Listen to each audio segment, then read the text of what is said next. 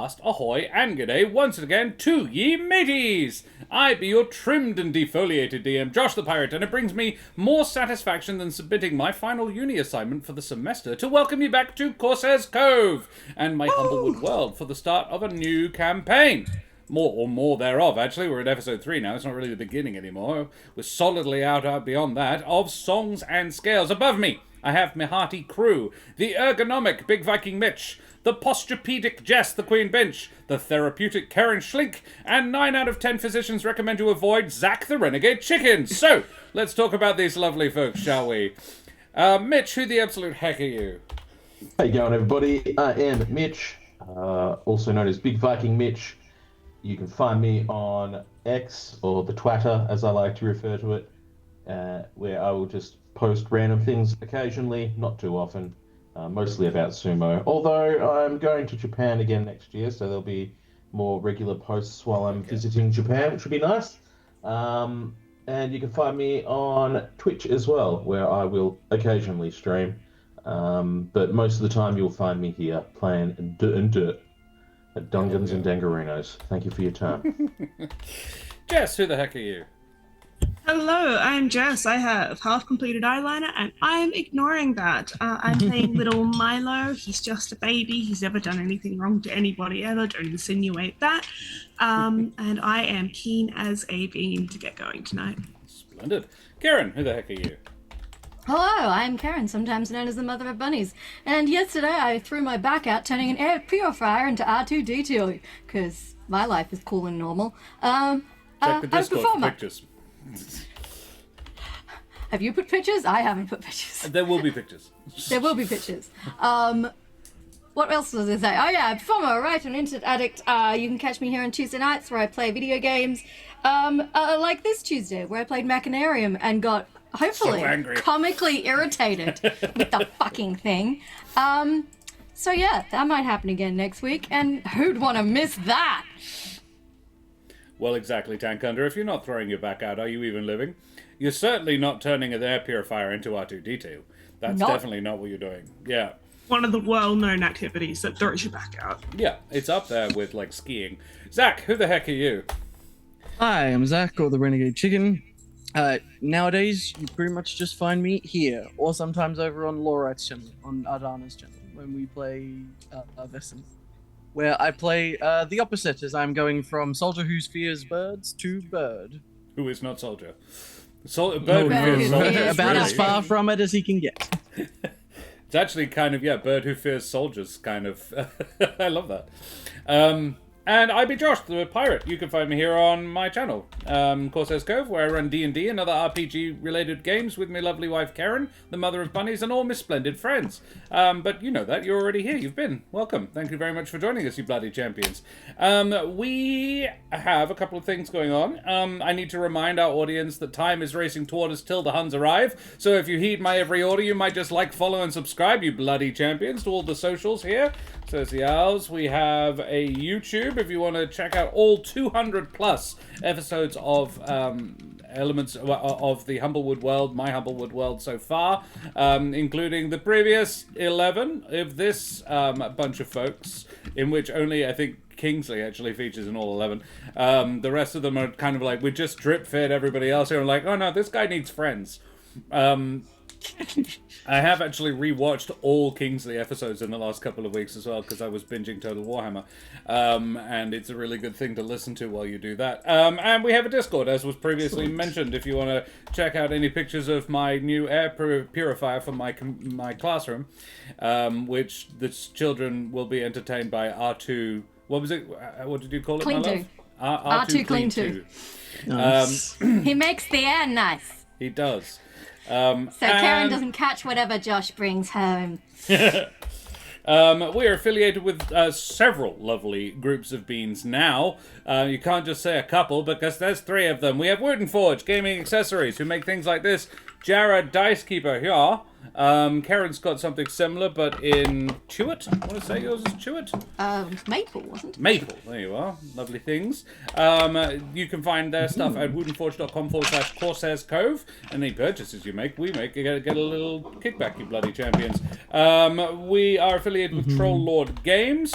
They are the creators of the Castles and Crusades system and loads of other wonderful TTRPG goodness on the internet. Check their stuff out at trolllord.com. And of late, not permanently, not forever ever, but we are affiliated with Every Trick Books. Every Trick Books? Games? Books. It is books. I remember. There you are. And they are, very kindly, Glen, the splendid being over at Every Trick Books, has given me a bunch of things to give away to my lovely, lovely viewers. So we have a new giveaway. There we go. Just create and start it. So guys, type !ticket in the chat to go into the draw to win. Now, what is it? We've split the stuff up. He's given me his entire bibliography to give away. This week we are giving away Fabio's Fantastic Foray into the Far-Fetched and Temple of the Dreamweaver. I believe these are both adventures. I actually own and have run Temple of the Dreamweaver, and it's rather good. It's a really solid little 4-hour one-shot for a relatively low-level party, and contains rules for modifying it to make it better for lower or higher, slightly higher level parties. He does it in sort of area, roughly sort of a low tier, mid tier, high tier play. And I think Fabio's Fantastic Foray is also an adventure or a source book or something. But yes, these will be PDFs that if you do win it, you will get it sent to your email address. So type !ticket to go into the giveaway. Everybody is welcome to, players as well. What else do we need to talk about? I think that's it for now. If you want to check out Every Trick Books, go to everytrickbooks.com to see some of their fantastic things. So, mateys, we need to know what happened last time. Can anybody remember? We certainly do. So we fought Big Boy, who, true to his name, was a biggie boy. He was a massive robot thing that decided it wanted to copy us initially. And then we found out that he unlocked this new attack every time we hit him with with a new damage type. I'm very glad that we unlocked that psychic damage one last, because what did you say he had, Josh? It's not as bad as Fireball, but Mind Blast was Synaptic not nice. Static? Yeah, Fire Blast That didn't was one of them. It feel was great. yes, Mind Fireball. Blast, range spell attack, +5 to hit on a range 60 feet.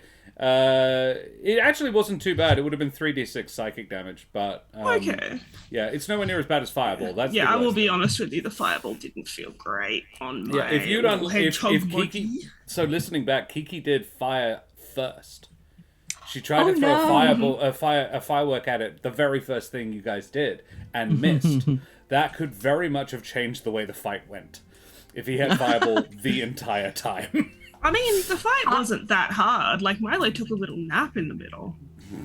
Yeah. Milo did get knocked unconscious, and then Nat 20 came on back. He Yeah, just had he's a fine. lovely little snooze. Yeah, He's so you fine. got a bit tired, that was all. Nothing bad happened to Milo. Or to any of our other friends. Yep. Kiki, I believe you were quite low as well. Anyway, we won that fight. We were escorted back to our chambers, where we chatted with our Danny boy for a little bit, who Milo isn't a fan of, but Kiki everyone even less else so. seems pretty okay. Yeah, Kiki even less so. True. Yes. He asked us to throw the next fight. They've been betting on us. Don't like that. So we were trying to figure out, are we going to throw this fight? Are we not? And Danny starts choking on the big hunk of meat that he'd just eaten. Kiki, absolutely convinced that there is no way that we should save this guy. We should just book it. Hank, being the big, brave, big-hearted, brave soul that he is, asked him to unlock his magic-resisting collar, bamfed himself out of the cage rather that we were locked in, gave the Heimlich maneuver, and then bamfed back in. Well, Kiki's going like, why? What? No, what? Understandable, but still. Luckily, this did put Hank in a life debt. Well, put Danny in a life debt to Hank. So our collars became unlocked, and Danny left the room. You know, what could happen? Nothing bad could happen to us. Nothing bad could happen with these. Wow, cool. Yeah, collars off. So yeah, we broke out. The cage, I need to remind everyone, is still completely locked. So they're going to have no idea what happened because we didn't break out. We kind of misty stepped out and gaseous formed out and hanked out. That's what I'm calling it now. To hank is a verb. Yep. Yeah. And so instead of going up and fighting about 1 million people's worth of sorry, my brain left. 1 million people's worth of enemies, we've decided to go down into the wizards. I'm going to call it the wizards' chambers because I forget the real name. It was a workshop. Wizards' workshop, which I am sure is going to be so safe, and there's going to be nothing that's going to hurt Yeah, us. it's not full of mimics. I think we'll be okay. Why would it be full of mimics? It'll be fine. That's just a normal door. Probably no mimics at all. Kieran Rao, thank you very much for the follow as well, you bloody champion. I Avast, do believe matey, you wee scallywag. that because of the order that everything happened, I don't think we're going into this with a rest. No. We are going into we this have off the not back of the rested. previous. We had a short You rest got a after. short, but not a long. Yes. Yeah, We got a shot. Yeah. It's fine. it's fine. I'm not one of you's a afraid. bard, so he would have gotten some of his stuff back. Yeah. Yeah, and nothing else. Alrighty. Well, I don't know why that was- everyone keeps making a deal out of this. I don't have any more 3rd level slots, but it's okay. So, mateys, may you do the right thing even when party members have other ideas, and all your opponents not develop instant immunity to your weapons as soon as you hit them the first time, as we head tremulously Yeah, at that's first, soft. and then with mounting heat and passion into the Everden. Hey, Soundboy, good to see you, mate. Type ! ticket to go into the prize draw, Soundboy. So, guys, we are back in the Everden, generally speaking, and Bloodmoon Bay, to be more specific. Though where exactly Bloodmoon Bay is located, y'all do not know. We return to the lower levels at the Tower of Bloodmoon Bay, at the bottom of some stairs, and the entrance to an area which has been referred to as the Wizard's Workshop. The area is not lit, particularly, well, it's not lit at all, other than by the light shining down the stairs, and you've gone down quite a few, so it's a couple of flights of stairs that you have descended, so there's not much ambient light down here. Any of y'all have trouble seeing in the dark? Some. Let me check. I'm having a sudden blank as to whether I can see in the dark or not. Yeah, I but Do not believe Luma can. It's underneath your Don't passive think I can see perception, it. passive insight I don't on think the I left can. hand either. on the left hand side I underneath don't your think passive. any of them can. I don't think any of these races have dark vision. Elurans Yeah. might, but I So. don't know about Tabaxi, which is what Hank is currently using the rules for. I don't have Nah, I one. can't see in the dark. Milo Well, puts his hand up. I guess we're going I mean, to I can torch or cast Burning something. Hands. That'll work. Anybody got a torch or a lantern? That one's a maybe. I believe we would have torches because we have Yeah, I like the do. basic. You will have something I think fire. He Yeah. definitely has Kiki. something fire related, yes. I He don't has, like, appear to have a. has a flare that like shoots out little sparks. I was gonna say, I don't appear to have it written on my sheet, but I do also recall that when we went last time on our little, what do you call it? Well, I suppose it was quite a while ago now, but when we went on our trip to kill the captain that we dealt with, we had some hurricane lanterns with us because they were ones that would hold up against sea wind. Oh, sure, yeah. Such. I want to see If you would have If I retained that remember in right. your gear, yeah. I believe we did, but I could also be hallucinating, so it's up to you. You could be. R2 Clean 2 pics are up in the Discord, thank you, Karen. Yes. Is that in, is that creative I artwork? I think I actually chucked him in the hung, drawn, and corded. Ah, that'll do. Whoops. All right. Well, in that case, yeah, I've just put a hooded lantern. Someone lights a hooded lantern Yo-ho. and illuminates the place. The area you find yourself in is let's just find the map. It is 25-foot square room of cut stone 15-foot high ceiling, with some relatively, like, some very stock standard, no artwork, no masterpieces, but some pleasant enough artwork adorning the walls. A couple of uncomfortable looking benches, and a sign which reads, "Welcome to the Great Zokore's Research Laboratory and Abode." Written in blood on the welcome sign are also the words "Do not touch" in all caps. A small button is visible inset into the wall next to the door on the opposite side of the room.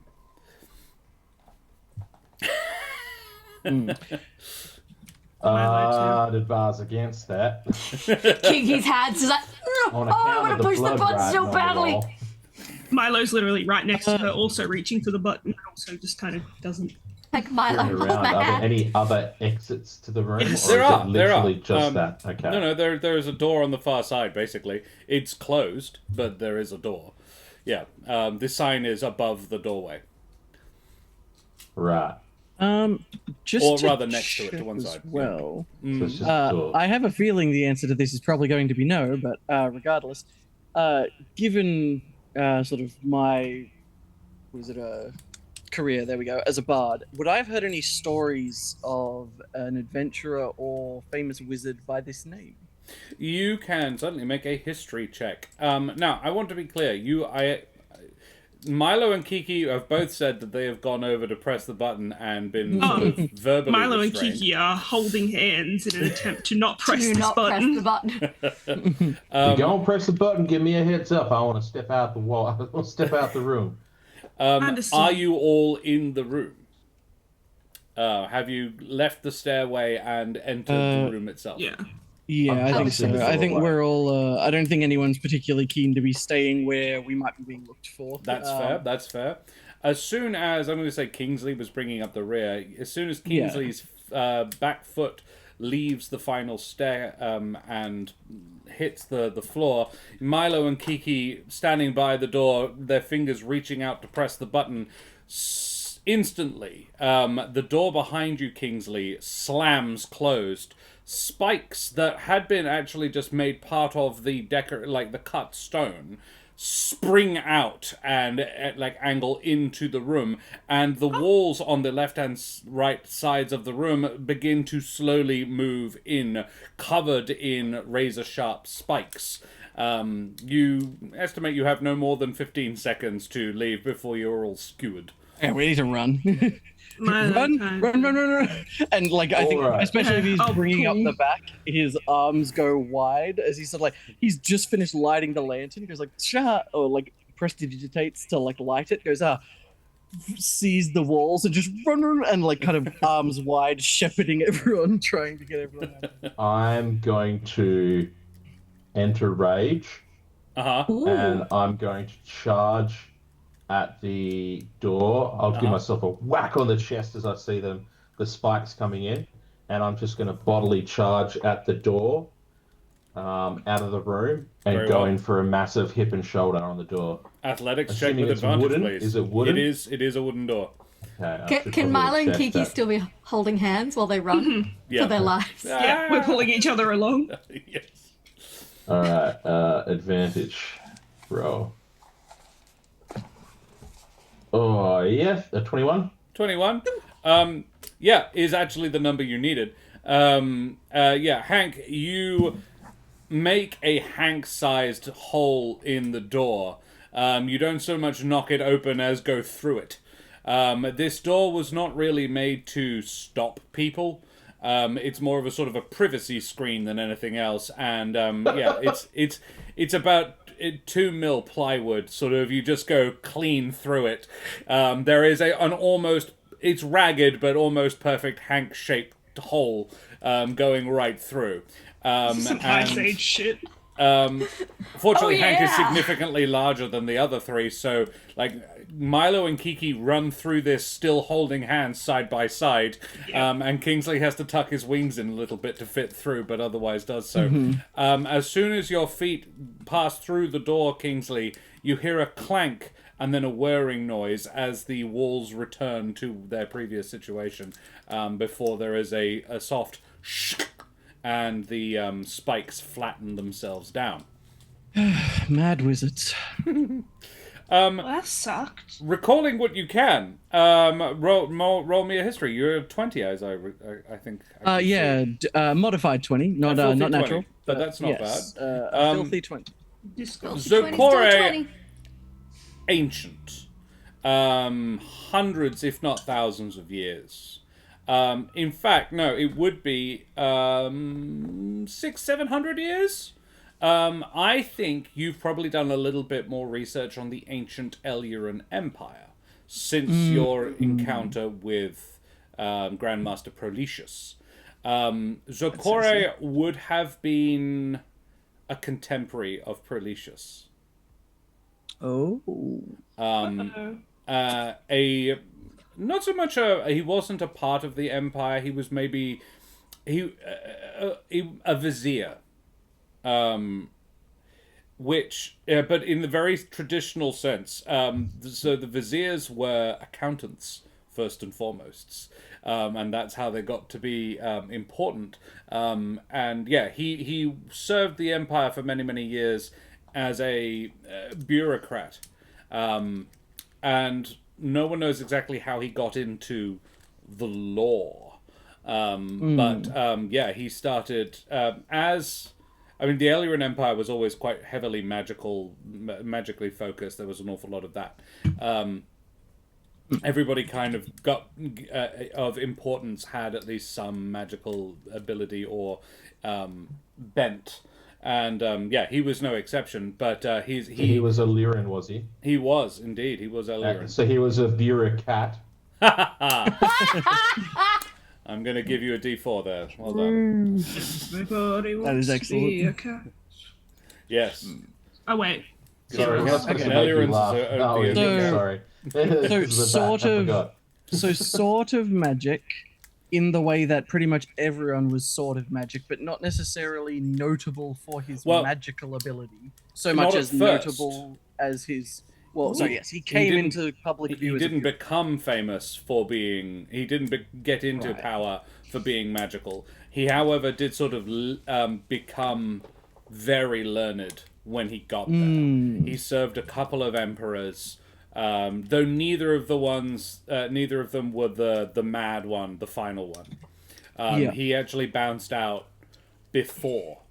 He would probably have left public service maybe 50 years before the fall, and I mean, he was the accountant of the Eluran Empire at the beginning of the fall of the Eluran Empire. It would be a fair inference that he saw what was coming and got while the getting was good. Yeah. Can I also ask, how do I spell his name? I am going relatively. The Zokore is a name from the book, so Zokores. Yes. Okay. Without the S because that's a possessive. Yeah. Right. Yeah. So just like Zokore. Yeah. Is how I have chosen to interpret the pronunciation of that name. Yep, makes sense to me. And I think in that case, Kingsley will just... Right. Well, and sort of hold his lantern up for a moment just to make sure the walls aren't closing in again. Yeah. And assuming the room we're in now is more stable, we'll just... You are in a corridor. You're about halfway along it. It you would guess is L-shaped. Well, but you can see on one end it goes. You're about halfway up its length. To your right there is it goes to the end and there is a door. And to your left it makes a left turn. And there is no doors that you can see from where you currently are. Where is Any of y'all have some of that like magical vision stuff for traps? This guy was supposed to be a wizard. Might pay to keep an eye out for that kind of stuff. I would give Kingsley one more piece of information from his 20. He had a sense of humor. Okay, so he was known for... He was known for being a bit of a trickster. His magic was very illusions and pranks. I think actually that sets Kingsley more on edge due to familiarity.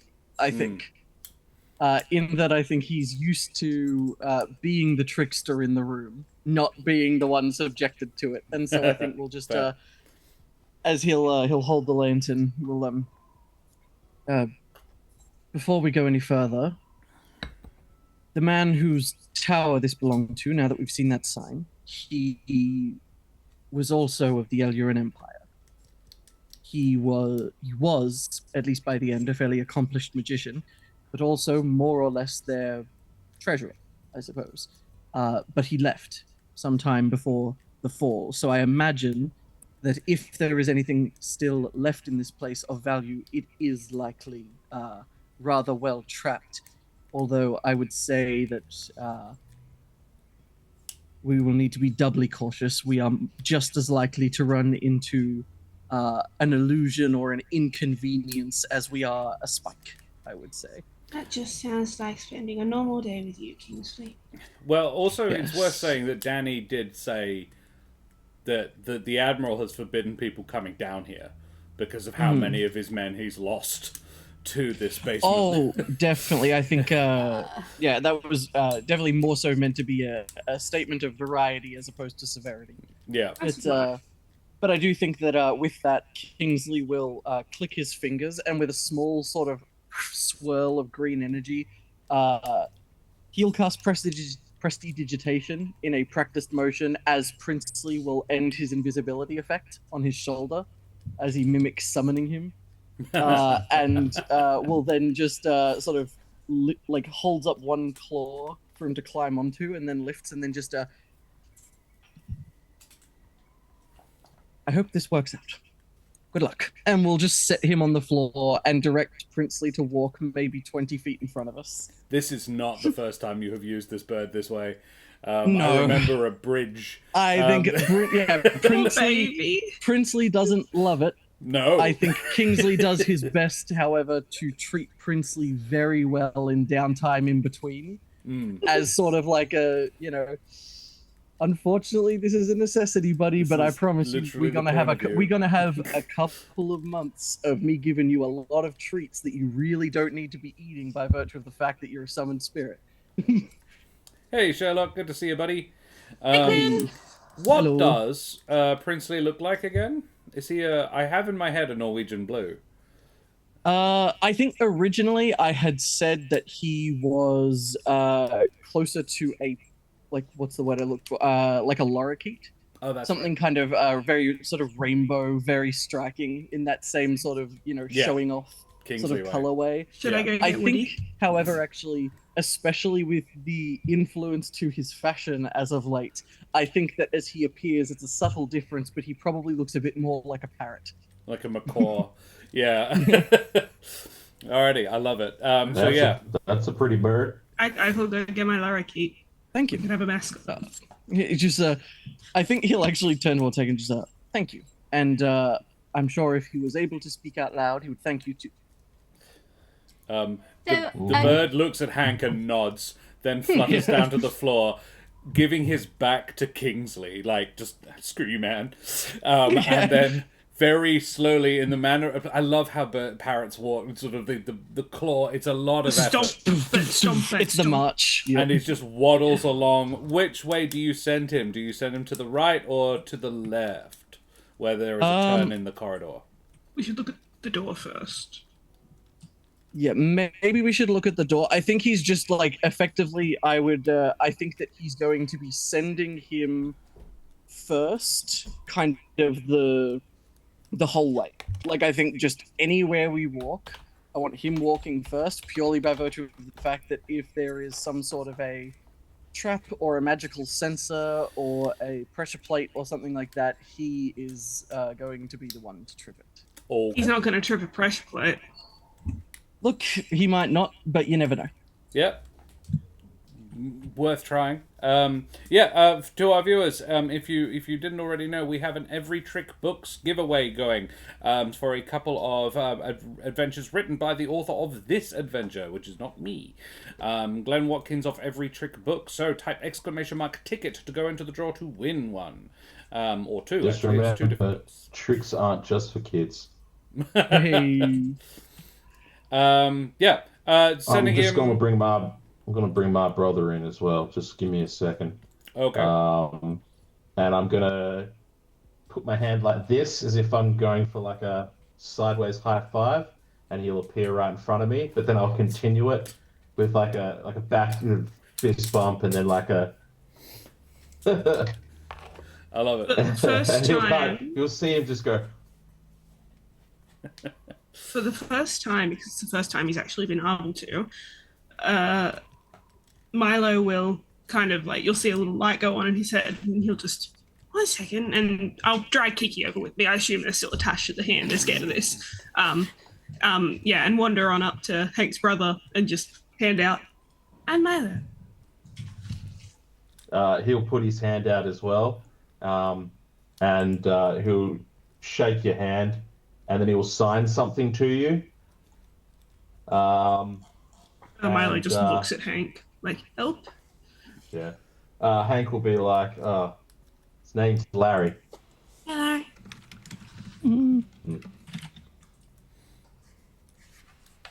Pleasure to meet you. So is Larry like? Is he solid? I shake his hand. You kind of like, I don't know. I feel like it's more of the, you feel like you should be grabbing a hand, so you do kind of thing. Mm-hmm. Does that make sense? Like it's you feel as though you're grabbing something, and the hand moves in such a perfect way that it's like you are shaking a hand, even though like if you did go like that, you'd go straight through. So I don't make physical contact, but there's energy. There's something there. Yeah. There's something more there than just nothingness. Love it. Hmm. Love Hey. that. Cool. Hank and Larry. Because Hank is short for Henry, isn't it? Or is Hank his actual name? Hank's his actual name. Okay. His name's Larry. Cool. Left or right is the direction Princely is walking. I think Princely will look both ways, and assuming there is no sort of meaningful visual distinction between them, he'll go left first. Left first. Princely marches down towards the bend in the corridor, turns quite smartly, makes a sort of a very neat 90-degree turn, and then continues to march. Looks back at you like with his head, like, come on then.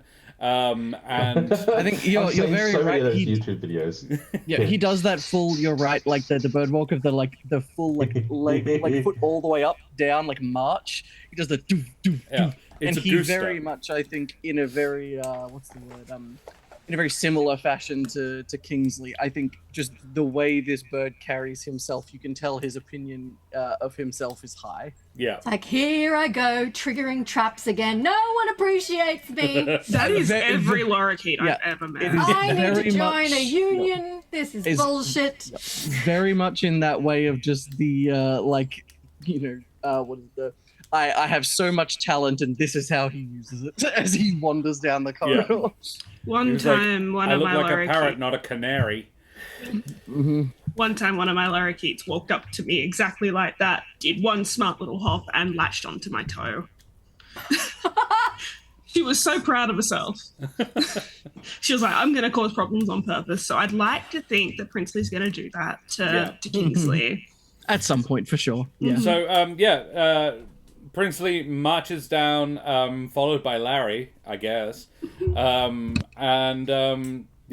of whom can communicate directly what they've seen, but they turn and see a couple, like, they both give you gestures indicating that there's nothing hostile down the corridor.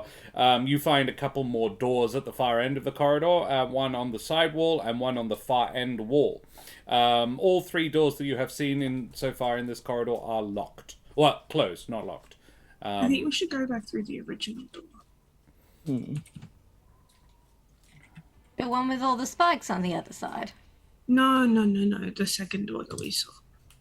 So we can either go right or we can go left to the 2 doors. I feel like we go right first. If you were to count them around, so you have gone. The corridor would be this.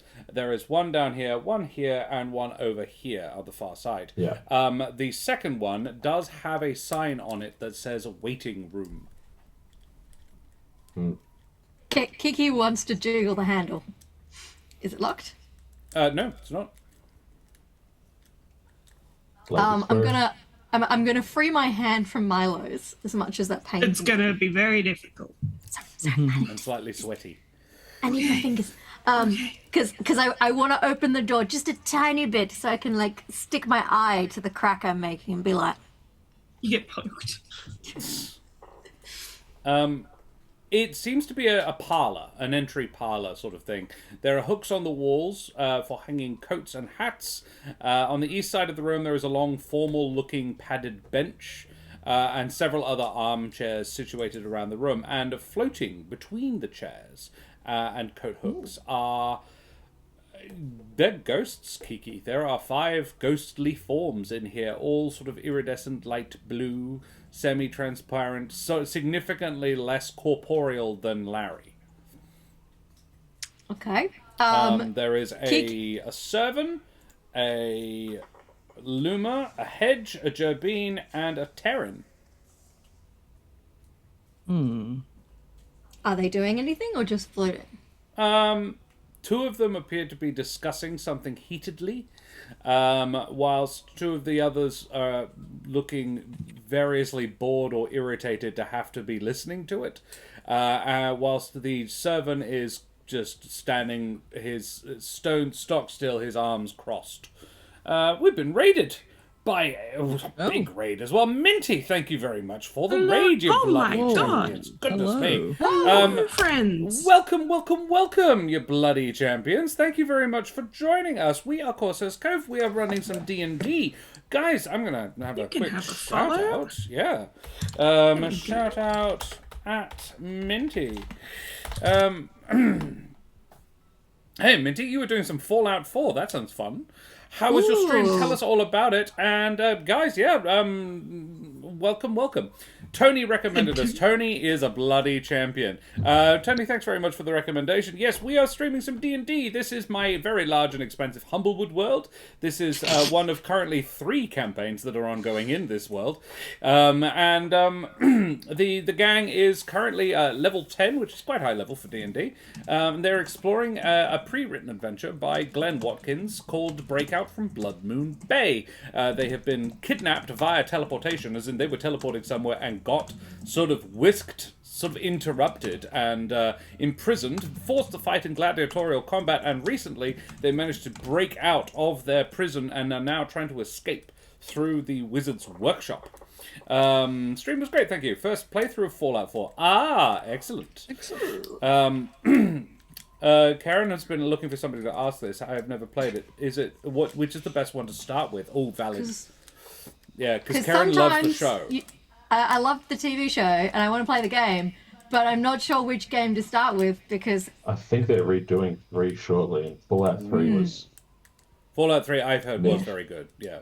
Minty just said 3 was my yes. first. Alrighty. Well, guys, we have a giveaway going this evening. If you are into D&D or TTRPGs generally, we have a couple of lovely prizes in the giveaway. So type !ticket in chat to go into the draw to win. It is the prizes are a couple of the other works by the person who wrote the adventure, who's saving me a lot of time and effort of writing one my own self. Glen Watkins, who has produced some rather marvelous things. So they are Fabio's fantastic foray into the far-fetched. Is one of the adventures, and the other is the Temple of the Dream Weaver, which is an interesting goddess in Glen's own creation. Both really good, both really fun fun to have. And you get a PDF of both of those things. So go for that, and we will continue the adventure as Kiki is just making her way. Hey, Alexander Nord, good to see you. Kiki has just sort of squeezed the door open a little bit, hasn't gone in yet, and has found a bunch of ghosty people inside a waiting room or parlor. Kiki would like to very carefully close the door again, trying to like tamp down a strong urge to scream bloody murder. And then we'll turn to the others and be like, that room has a bunch of ghosts in it. Oh, maybe we should knock. Or maybe we shouldn't. They didn't seem like I don't know. They didn't seem like they were upset about anything. They were just kind of chatting, but they might be upset if we kind of go in there and interrupt their day. I don't know. What do we reckon? Maybe they can help us? They probably know their way around. Maybe they're we should trapped just in knock. there. Possible. Kind of tap on the waiting room. Yeah, sign. Mother will knock. Maybe that. No. Oh, wait, no. Sorry, when you said tap, I was like, yes, we I should just knock. like tapped as in like pointing to the waiting room sign. Maybe they're Mm. trapped in there. Maybe this is some sort of, waiting Afterlife. room. They're ghosts. The eternal waiting room. You can never leave. Yeah. It's Yeah. also That is entirely possible, given his penchant for humor, that even if these people didn't die here, perhaps he placed them here as some sort of a joke. Oh, that sucks. I can't speak to how genuinely humorous his attempts at joking were, especially considering our previous interactions with members of the Empire. But Yeah, that's the trouble when they say, oh, they're a real trickster. They love a joke. And then the joke is they like to punch you in the back of the head when you're not expecting it. Real funny. That's why Kingsley just kind of like spikes. looks at Karen. Not Karen. Sorry, looks at Kiki for a second. Just kind of tips his head for a moment and sort of mentally files that away as just like I need to find out who I need to go talk some sense into later. Right. Well, All right. think we Well, I should mean, talk to we them? know what's there. We know what's there. So maybe we talk to them if we need help down the line. Yeah. I mean, Check something else, personally, maybe. if we can find a way to go that doesn't involve a bunch of ghosts, possibly angry ghosts, maybe that's for the best. there is nothing saying we need to interact. We certainly have the option if we think that they have anything useful to tell us, but I mean, we ain't waiting for a way out. We're looking for one. So indeed. And I think if they have been trapped in there for any amount of time, I imagine that their understandings of the workings of this place is probably limited at best, unless one of them was a receptionist. Did any of them look like a receptionist? No. Were any of From them a- wearing from a like a little very- uniform with a name badge that said, hello, how can I help? My name is Barbara. One of them had the servant had the look of a bodyguard. The other four were very fancily dressed. Like the servant looked like he could have belonged in the gladiatorial arena upstairs. The other four, three of them were dressed in what would now be considered to be quite outdated but extremely fancy attire. And the fourth, same, but from a different era. Or possibly a different place. Okay. Right. Yeah, they all seemed pretty fancy Terran. folks, so I don't think any of them worked here. People who dress like that tend not to work. They have other Kingsley, it people could be- to do that for them. Could be inferred that he was still the great Zokore was still receiving guests and dignitaries and so forth. And it would look like that sort of a room. It was fancy. It wasn't for... So the entryway that you came in through with the uncomfortable looking chair, bench rather. That's where poor people would wait.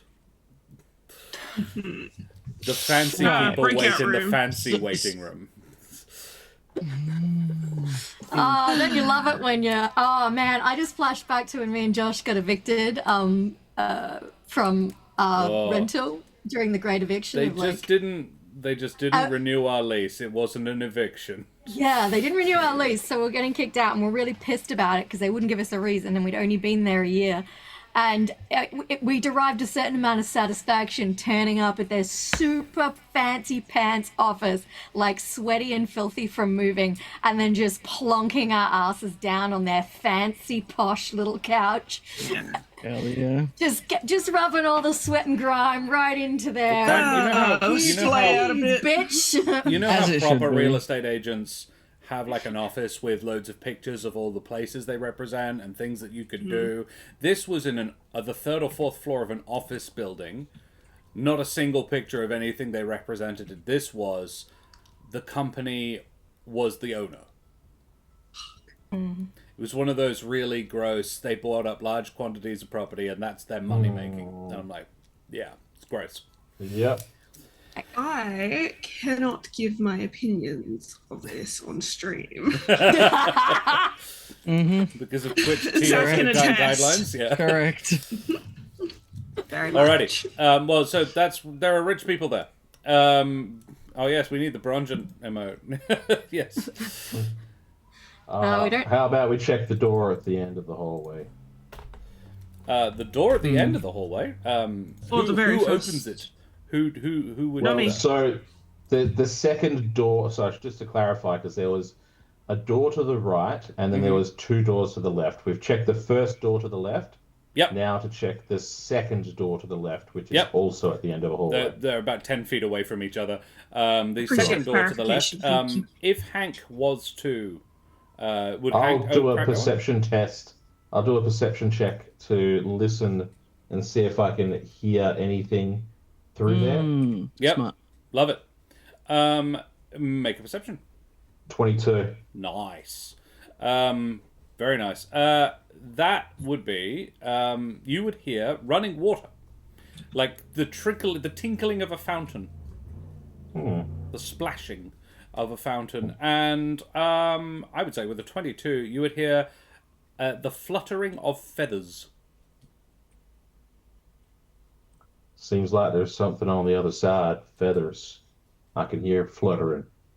And I can hear a fountain of some sort. Well, So keyhole? No, there's no lock. Okay.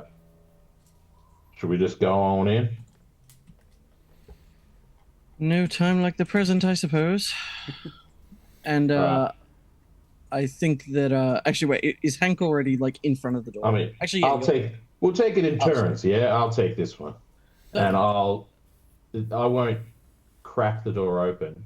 I'm just going to open the door and take a step into the room. Yep. But I'll open the door fully, not Yep. so like it bangs on the wall, but like open the door and take a step into the room and instantly scan the room as quick as I can. What do Yep. I see?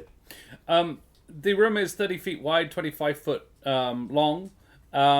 It's and about a third of its whole floor area is occupied by a circular pool, sitting under a brightly glowing light in the ceiling in the middle of the room. Floating in the pool, in the center of the pool, there is a sort of dish-style fountain arrangement, and floating in the pool is a single large duck. That is happily swimming around and occasionally bobbing under for food, doing that thing where it just, it rotates and sticks its tail in the air. And Milo's in the room. So to be clear, this is like a duck how we would see a duck. It's not mallard. a person Yes. duck. Okay. Yeah. I do think that actually, especially if this happens, I think that Kingsley will almost sort of like push forward slightly, placing a hand on both Hank's and Milo's shoulders and just holds up a finger and will step forward. Milo's going to narrow his eyes at Kingsley. I'm gonna take. Now this is one thing where what is it? I'm gonna declare. I'm going to note the ability out loud before I go in, just because it will affect their reception of me. Because my speech of the ancient beasts says that beasts of large size or larger have a friendly disposition toward me unless I've attacked them. I have advantage on charisma checks made against beasts that are large size or larger. And I don't know exactly how this will work, but I speak and understand giant eagle, giant elk, and giant owl, and I can otherwise be understood by large size beasts regardless, as long as. But if they have an int score of 4 or lower, they might only be able to understand simple concepts. This is a duck. Yeah. It's not large. Yeah. Oh, sorry. When you said large, I assumed It's you meant big large for as a in duck. D&D large. The pond is large. He's a normal-sized duck. Not the duck. Never mind. Speech of the ancient beast does nothing, and I would not have done anything. I would let Milo go first. Yeah. I was sitting here I was thinking, like, what have I the fuck did misstated? do? The duck I is no more than just- 5 foot. I heard large bird, and I went. Got it. Large. We're going. So Milo will kind of look at Kingsley like, "What you doing, buddy?" And This is a small one. Those are my things. yeah, I'll toddle in there. Karen's disappeared. we lost Her one. internet dropped. No. She'll be back. Yes. Would you like me to wait for her? Ah. No, you carry on. Okay. Yeah, Milo will toddle in there and just kind of go up to this little duck. And does he seem overly spooked if I approach nice No, and... it seems very happy. I'm totally gonna go chill. ahead and I'm gonna cast Speak with Animals on myself. You do that. I will quietly do the same, but I'll still be letting Milo go first, so I can understand. Sure. Excellent. Milo will just kind of crouch down next to this pond and say, "Hey, buddy, I'm Milo." And he responds, "Hello, I'm Malcolm." Hey, Malcolm. How are ya? Can't complain. Yeah? How long have you been here in this pond, hey? He's like, he clearly gives it some thought and says, "Forever?" That's a while. Is this your pond? Oh, yes. Yes, nobody else. It probably, Milo, looking at it's 20 foot around, and the entire bottom of it is carpeted in weeds and just the sort of things that ducks would eat and survive on. You don't think this pond could support more than a single duck. The quality of the light in here is that of daylight. So that's probably what's causing the plants to grow, and very well. But yes, it's a sort of micro climate, and Malcolm seems quite happy in here. Alright, just before you continue, was there any other openings in the room? No, not that you can see. Okay, cool, sorry. Just want to check. So it's a room with a duck in it. It is a room with a duck and a fountain. Right. Do you like it in here? Oh, it's lovely. The fountain is a great thing to have a little bath and shower underneath, and the weeds are also tasty, and there's loads of little bugs in them. So glad you're having such a nice time. Does the fountain do anything special? Well, it shoots the water out the top. That's rather good. That And, is. and it's always warm, which is lovely. Oh. Is there any if you heater? touch the heat, if you touch the water, it's room temperature. But that's quite warm for water. Do people come through here often? Haven't seen anybody in so very long. Oh, Oh, right. Who were the well, no, last there ones? was that. There was that Vulpin gentleman. Oh, what'd he look like? He gives a description that is. No, I'll give the description. Why not? He says, dashing-looking chap, I suppose. Big, puffy, flowy shirt. Nautical-looking guy. I'll pass this description on to the others. It's Danny. Danny, I was going to say, yeah. Milo turns But to he Kingston. just got shouted at one of the walls and then left. Which wall? What wall? Malcolm indicates the one of the walls, the wall behind the far wall from the door. What did he shout at it? He said, "Oh, I have no idea. Oh, yeah. I don't of course. understand any of the words he said. He just seemed very upset." That's fair enough. When was that?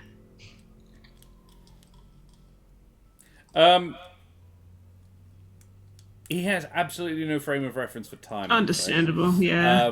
Yeah, the light never turns off, so it's always daytime. And he said, "Ooh, a while ago." And before that, what was the last person you got to see? Well, there was some.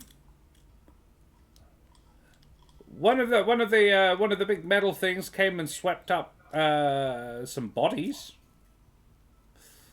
Oh, how did the bodies happen? Did you see? When the spikes fell from the roof. Oh, in what room? Here. Oh, And he gestures Milo up. looks up. There are definitely holes where spikes used to be, but they aren't there anymore. I'm glad the spikes didn't get you. Oh no, they don't aim at the pond. So, guys, if there's spikes, get in the water. Hank will actually like. Do you mind if I? Can you ask the duck if they mind if I step into the pond? Hank wants to know if he can come for a little swim. Make a persuasion check, Me or Hank? Milo. Uh-oh.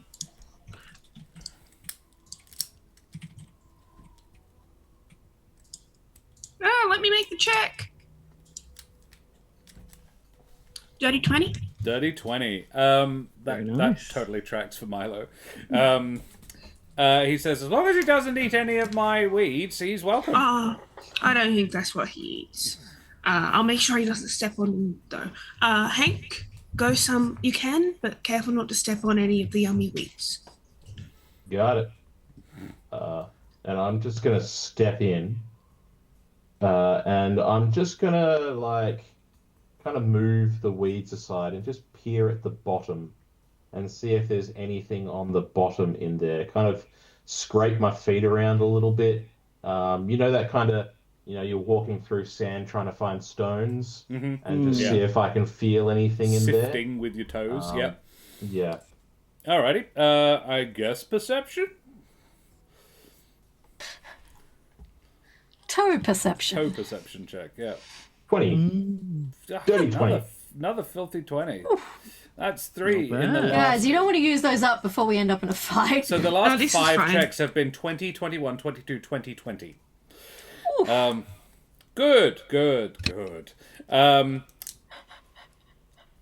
This, I think the only thing that's unusual about this, Hank, is that it's dirt and soil, and it's a natural lake floor than it's not really a pond. Though it does occur to you that this duck has been living in here, in his own words, for his entire life. So That occurred to me. if there is any it's manure, full of duck shit. let's be honest, that water has been through him hundreds of times. I've been in worse. There's probably a don't- filtration mechanism built into the fountain itself. Let's not think about it. But yeah, for all that, it's not unpleasant. It's soil and sand. It's not like though the weeds are a bit slimy, weedy, but nothing. I was just more feeling nothing around to see surprisingly. if there were any sort of grates or any sort of knickknacks or paddywhacks or... There is a grate at the bottom of the fountain itself that would suck the water in and shoot it out the top. Sure. But there doesn't appear to be anything particularly unusual about it. Other than that it exists in the first place. Cool. All right. I'm just doing that while Milo Yep. keeps talking. Excuse me, Mr. Duck. You don't have to answer this, but Kingsley says there used to be a very powerful wizard here. Did you ever meet him? Oh, Zakore, long time ago, yes. Milo's going to kind of turn towards Kingsley. Would I know that Kingsley's cast to speak with animals? I don't think he I has. mean, I have. I did did you? mention Okay. that I would Yeah, that I would do that because as one of my bard things, I can cast that at will on myself. Oh, sure. So what is it? I think that he normally I would say he more or less has it on all the time, but I think especially as of imprisonment where you don't cast magic, I think has only just gone, oh right, I and sort can of do turned stuff. it back on as this Yeah. conversation has started. And would look, and so yes, I do have it on, and you would see Kingsley appears to be following the conversation with interest, and I think particularly at that last statement there is a like, although he mostly holds a poker face, there is definitely a slight sort of like widening of his eyes as he realizes the implications of what that This duck duck just is said. 700 years old. Yeah. Yeah, Milo's trying to bring Kingsley into the conversation. Like, I don't know anything about this wizard. Help! Right. So, sorry. You said your name was Malcolm. That is correct. And he does a sort of duck-like bow. I think Milo's Kingsley going to will bow. he'll do like a full sort of like does his full sort of like the little like arm twirl sort of thing like into a bow as well. He also then looks at Princely and says, "And what is the name of your delectable friend?" Oh, It's Princely. Well, and I think he'll just turn and this is Princely. Princely is my companion. Has been since I was rather young. He and I Spoken have. for, is he? Oh, shame. Milo's shaking his head. Milo's shaking his head in the corner. Good friends, I would say that. And Oh. he'll sort of like look towards him. I think genuinely not in a. He's not trying to press him, Platonic but life he's partners, I see. trying to leave it open, and we'll just sort of look towards Princely and just Princely is a traveling companion. We've been adventuring together since a very young age, but as for matters of the heart, he is entirely on his own. Shame. Sad. I'm suddenly forcefully reminded of Jade Salabot. This is my platonic life. That was heterosexual life partner. That's one. This is my heterosexual Yeah. life partner. And he'll just right, Where I and stole it from. I don't know how. I don't know if Princely can speak bird. Or at all. Yeah, because I mean, actually, give me 1 second. I like I'm to not imagine sure. Princely's doing these ones in the background and just like hopping around. Yeah. Or showing off. 1 second. I'm just looking now about rules for familiars with speaking. To other animals of the same species. It doesn't appear to say anything about it, which means that assuming that he uses his standard stat block, he actually... I don't think he's capable of... Well, actually, That's a great question. Okay, I kind of don't want to fully give up the ghost here on Princely, although I'm sure a lot of it has been suspected for quite some time. How do shape-changing creatures go in terms of being able to speak? If they could speak in their normal form. Shape-changing creatures. Isn't he a familiar? Isn't that the idea? Yes. Okay. Oh, no, but he is specifically a familiar that has can the change its shape shape. changer feat. Oh. Right. I wrote it down, Zach. No taxies, backsies. That's fine. They are allowed Alright, to... totally a bard. Yeah. Just Don't a even normal worry about bard. it. It's Bardic his- Blast his is a first normal name spell wasn't that every Shovel, bard is knows. it? Bardic Blast is a normal If you've spell. had a cheeky closet this whole time, I'm gonna be so mad. No, okay. What I will Grumpy. say is, so I will leave it up to you. I will say, in his normal form, he could normally speak Common or Infernal. Yeah, Yeah. that tracks. But he's currently, I will say, technically, I think I described to you, like, obviously it was way back when, but He's shape changed into a raven, but we thematically changed it. He's just using a raven stat block. I think So it's up to as you. he is currently using the form of a macaw, or something similar that is actually capable of producing human-style noises, then yes, he can speak common falteringly. But in a manner that mimics human voice rather than... Like, he sounds like he's copying somebody else. The way a... fucking... What's Like Kenku, yeah. Kenku, yeah. That. But not as irritatingly. And I would have okay. hated my last Kinku. I hate Kenku generally. I think it's an interesting notional idea, but in practice, having played with a couple of Kenku characters, fucking irritating. My last Kenku had someone read the dictionary to him front to back. There you go. That'll do it. So he and can then talk, but like this. Yeah. No. Yeah. That's fine. The first person I ever played Kenku with, as in he was playing the Kenku, he would write down what we said, and only speak in phrases that his character had heard us say. Oh, I did that too. Committed to the bit, dead set, but at the same time, very irritating. I understand. But I think that is fair. I will say in that case... So he cannot speak bird. I think the other trick is birds don't speak bird. They don't communicate particularly No, they don't have their own language, intelligently no. to each other. So no. No, that is true. So he can understand you and talk to you, but I don't think he can speak bird. Cool. Yeah, well, I think in that case, I mean, I'm still happy to pilot Princely unless you want to. No. I would say, that particularly if a comment was made like that, honestly, knowing that he's a familiar and he would likely have been summoned in Kingsley's image in somewhat, I think that at the initial compliment of this duck referring to him as delectable, which he'd be able to understand through me telepathically, Sure. I do think that he would have actually hopped on up to the edge of the pool and kind of just done that sort of like bird, just like tilting his head at him. Yeah, Sensual wobble walk. Malcolm is mirroring, which I think I've seen swans do. Yes. Where they sort of there's there's a sort of a mating dance sort of situation where they copy each other. Yeah.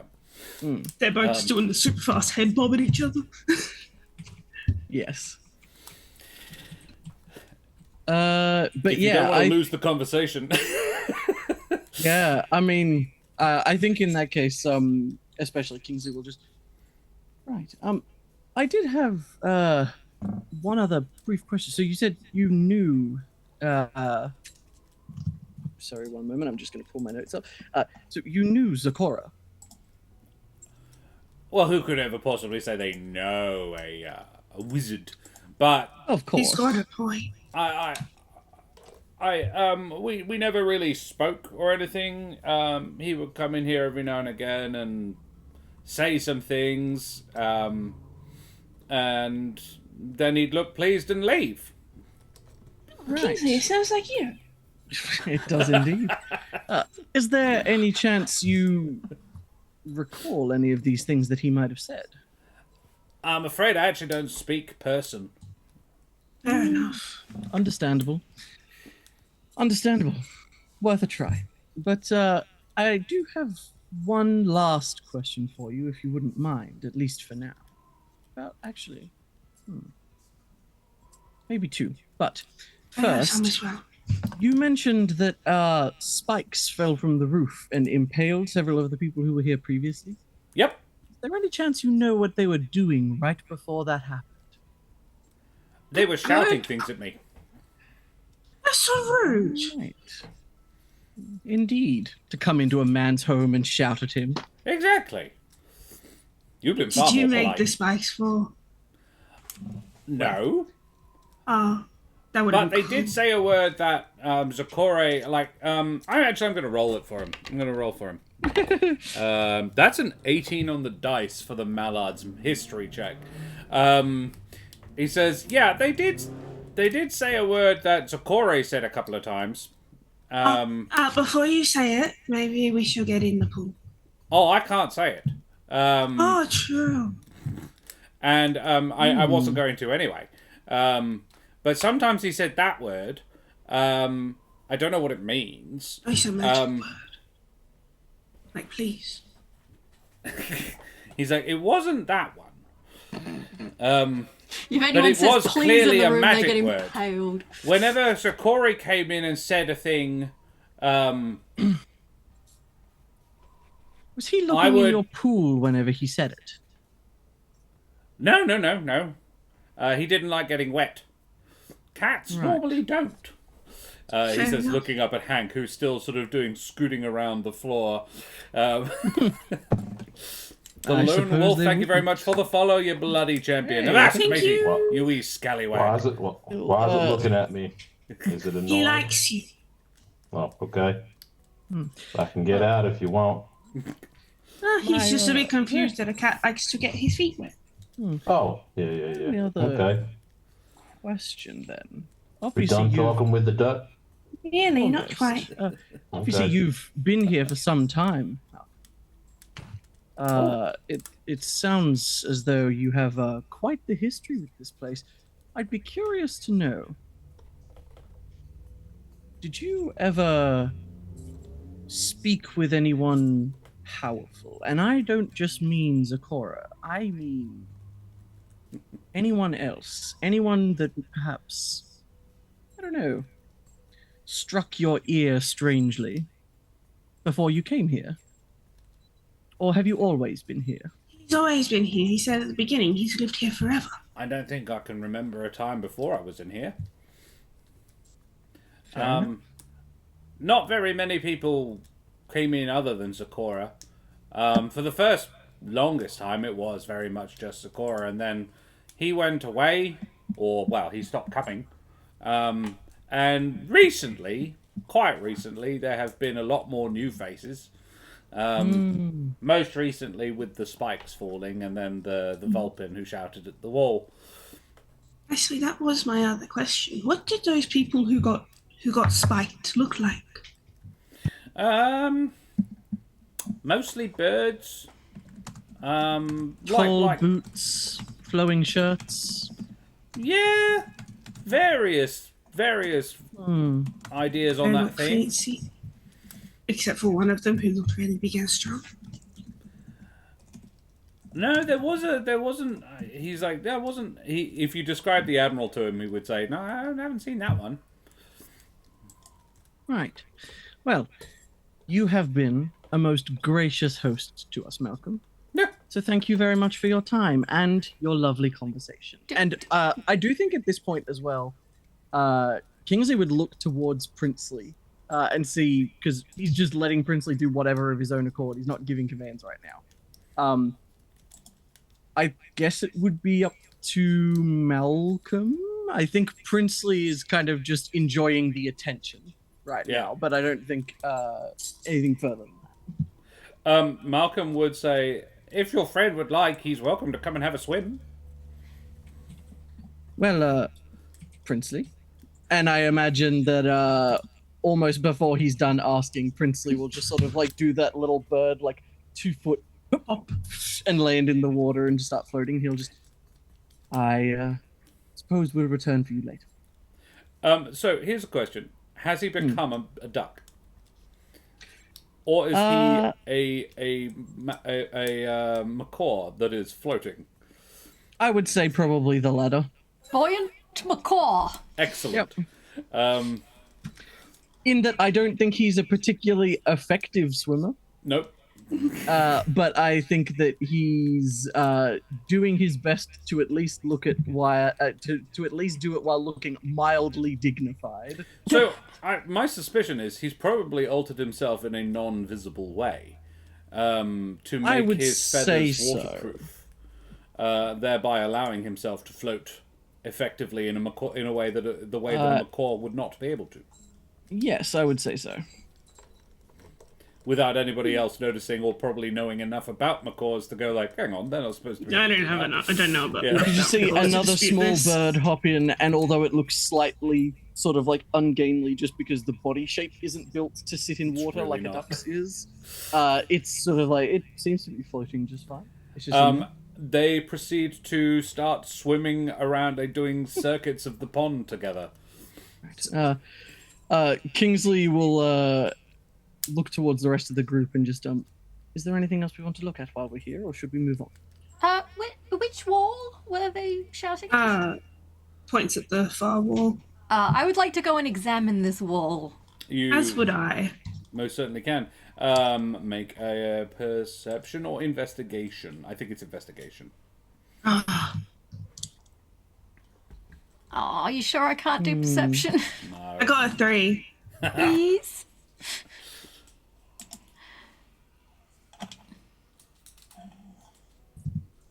My screen over. I also got a 3. Twinning! Wow. Pair of Yeah. threes. You sure I can't perception check it? I got a +7 on that one. I know. Kingsley, Hank, do you guys see anything on... This is I have just kind of allowed pointing 2 at investigation checks. No Sure. further. Kiki and Milo head on over and examine the bottom half of the wall and don't find shit. The thing I think. I think the thing if you find anything at all, is a startling lack of anything. Like why someone would be shouting at this wall in particular. You also, I think, bear in mind that this was a mallard with the brain of a mallard. True. Like, don't mistake the fact that it can talk because you've cast a spell on it or yourself to be able to communicate with it, to infer that it is in fact bright enough to understand anything. No, I think he's really clever. No, it is, I suppose, yeah, it is also entirely possible that he was just shouting, and if he was in that direction, that perhaps he perceived that as, like, oh, he was shouting at the thing over there. Yeah. And also, yeah, upon describing the ghosts that Kiki saw in the other room to him, he didn't... He'd never met them. Cool. Sweet. I can't see nothing. I got some pond water in my eye. I rolled a 1. Yeah, no, you guys don't know shit. We are not meant to know. Maybe Really, we'll you still find those out 20s, something huh? if we check one of the other rooms. Milo's gonna Maybe druid some craft sorta- the pond water out of your eye. Something in there. As, Thank you. it almost, like, a little leaf almost seems to dry your eye like a little tissue. I mean, that duck sounds like the duck's been in there for a long while. Who knows what's in that water? Kingsley, how long ago did the wizard go missing? About 700 years, give or take. The duck is at least 700 years old. That's a Wow. lot of shit. Yes, I'm certainly concerned. I'm very curious. The idea of granting a duck immortality for no reason other than a whim does sound in line with something someone with unlimited power and a sense of humor might do. Sounds Oh, like good. something He's a you fun do. sort of trickster. Well, Mortal I ducks, not punches to the back of the head. think I wouldn't count that out just yet. I think that this is perhaps one good example. That said, I would still keep your eyes peeled. But for now, I suppose, shall we move on if we're not finding anything else? Goodbye, Mr. Duck. Yes, Princely, enjoy yourself. I'll only call you if it is strictly necessary. And he'll sort of like give a little wave as he'll leave Princely behind as he'll leave the room. Yep. Placing a necktie on the doorknob as you leave, you head back out into the Fade to black. corridor. Amusingly, Malcolm the Mallard and Princely the macaw have been shipped. You head back out into the corridor. Do you try the remaining door, or are you going to go and talk to some ghosts? You should try the remaining. I think we try the last. Oh, jeez. What happened there? Okay. I think we try the last door. It's my turn, isn't it? Hey, Riverjacks. Yeah. Or mine, if you Oh, prefer. true. Hey, Rubber Jacks.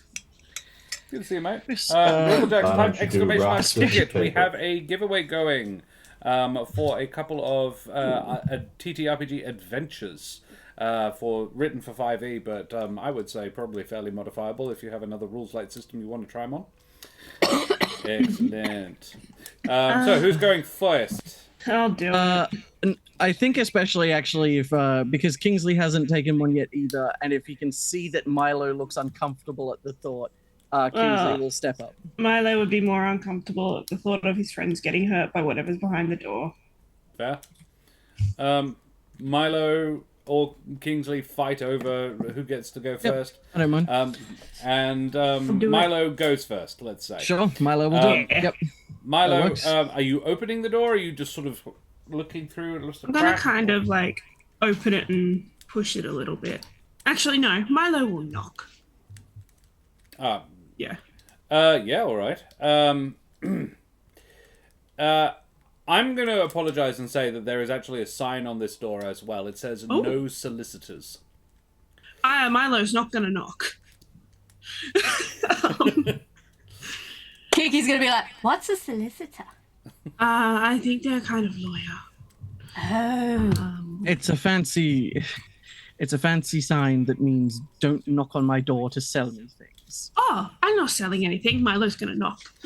He just thought there Milo were knocks lawyers on the in door. there. He didn't want to knock. You hear a groaning, no solicitors! We're not selling anything.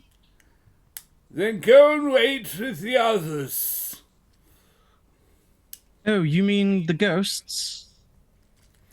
The door sort of slams open, and Hello. standing in front of you is a Mapatch with a very sickly demeanor. She is wearing a quite a fancy, ornate-looking, almost it's a house coat. Sort of quite nice velvet red thing. She smells quite bad. Quite like her, sickly sweet, but like not in a nice way. If there is a way for it to not be in a nice way. Like what? She is. She has a pair of spectacles balanced on the tip of her nose. However, a bit of the tip of her nose seems to have come off at some point. Her skin is very sallow underneath, fur that has definitely is in need of a wash. Underneath the house coat, she is dressed in nice but understated clothing, and she has in her hands a large leather-bound book. Behind her, you can see an office. The walls lined with bookshelves. Hello, madam. My name's Milo. Is that duck in the other room yours? He's a delight. The duck? Yeah. No, he belongs to the owner. Oh. Oh, so you're not the owner? No, I am the registrar. Oh, that's interesting. So you take appointments then? I can. Who is, shall I say, is calling? And she flips open the book. Who would we be calling for? Well, if you're not certain who you're even here to see, then why on earth should I take your appointment? We've kind of just found out. The great Socorro is very busy. He's One still... must imagine a man of his status is. Please put us down. We are here to see him. Party of Guiltcrest. The Guilt Crest party. Very well, go to the waiting room and wait with the others then. How long is the waiting time at present? That very much depends on the wizard. I don't run his timetable, and there are several in front of you. Kiki, you can, I see Milo, because you're the one closest to the door, you can see a second door inside that would lead further on. There was also one in the waiting room as well, but It didn't seem. Is that his door? 'Tis a door to his private apartments. You are, however, being asked to wait. When was the last time you saw him? That is a good question. A charisma check, please. I think persuasion. Might I offer the help action? You may. As Kingsley will just. Indeed, the other folks in the waiting room seem rather tired. It seems they've been waiting for quite a while, and I'd be curious to see if your master is all right. Yes, that is a good point. I hope he is okay. Milo's going to quietly cast guidance on himself. Okay, sure. Ooh, 17 or a... Filthy so it's going to be a 20. Here it 17 plus my d4. He's just Still standing 21. here trying not to ask. 21. Is he dead? So clearly this woman is deceased, yes? Yeah. Yeah. But not a ghost. No. So it seems she's very undead, right? Yes. Yeah. A zombie would be the closest approximation. She's with a 21. What was it exactly you asked? How long? Yeah, how long has it been? She says, "Oh, I haven't seen him in years, possibly centuries. But he pays well, and the job must continue to be done." She says, "If there's nothing else, please close the door on your way." And she turns and goes back to her desk, sits down, and continues. My dear, when was the last time you had a tea break? I am very busy. I do not have the time. Yes, if you haven't seen him in ma'am, Kiki's ma'am, by law, once you have worked more than 4 hours, you are entitled to a 15-minute paid tea break. I don't know where you're from. In the Empire, there is no such jurisdiction. I promise, I am fully aware.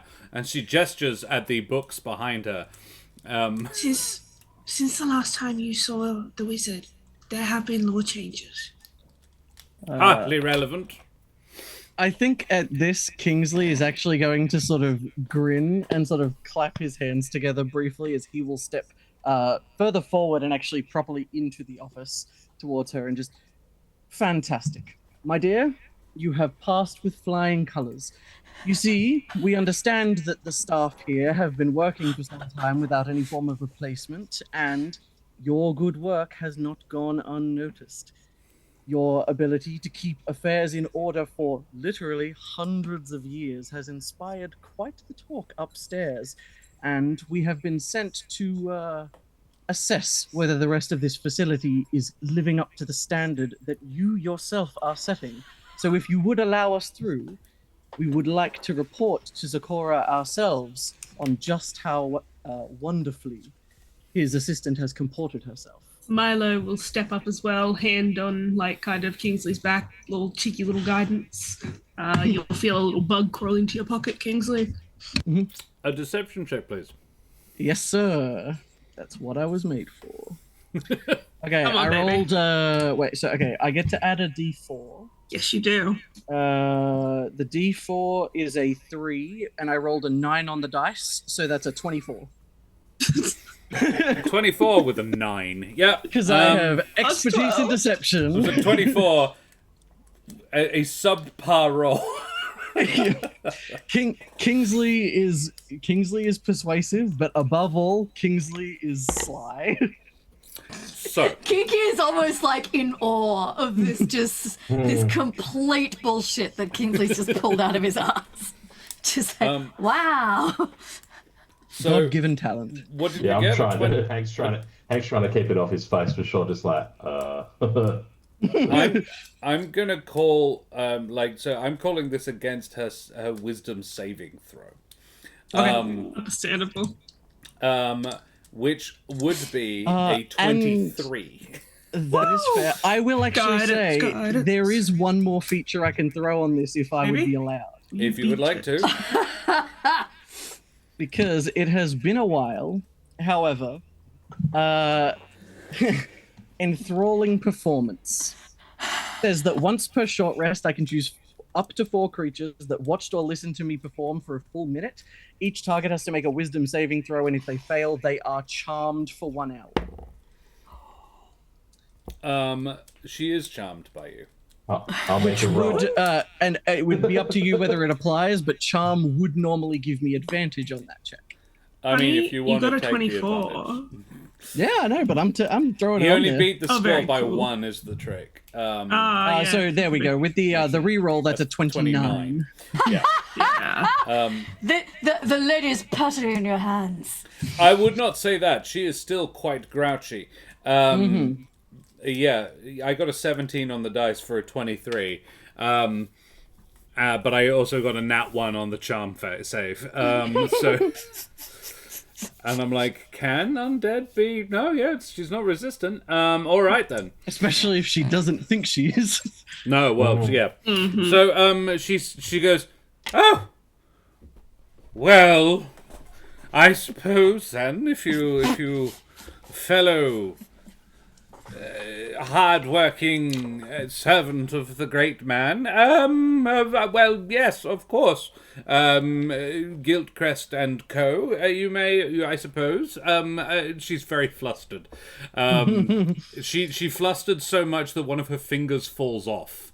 As she gestures to the... I think Kingsley is going to pretend not to notice, and I think stealing his best poker face, will sort of just move over towards her and actually grab the produced hand and does the little sort of, again with a beak, not lips, but does the kind of like kiss on the hand, and then just, Madame, your work is exquisite, and we will be sure to report you as such. Thank you. And as he turns to move through the backside of the room, there will be a brief flash of green as he prestidigitates his beak clean.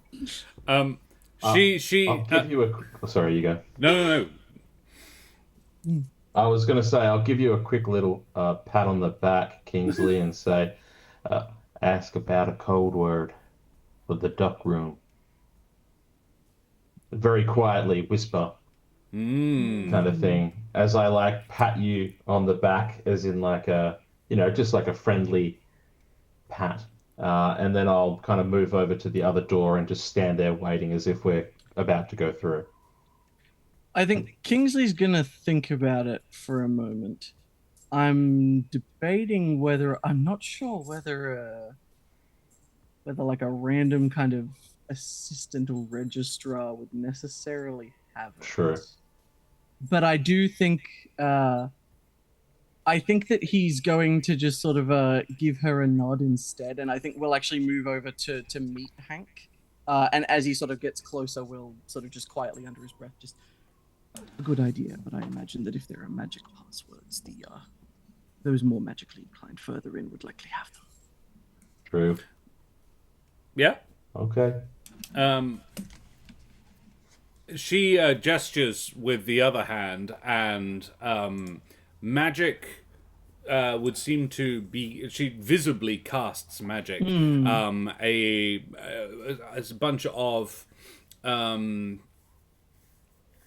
bright yellow sparks fly from her hand and rest upon some of the books she was indicating earlier, which leap off the shelves and form themselves into a rudimentarily humanoid shape.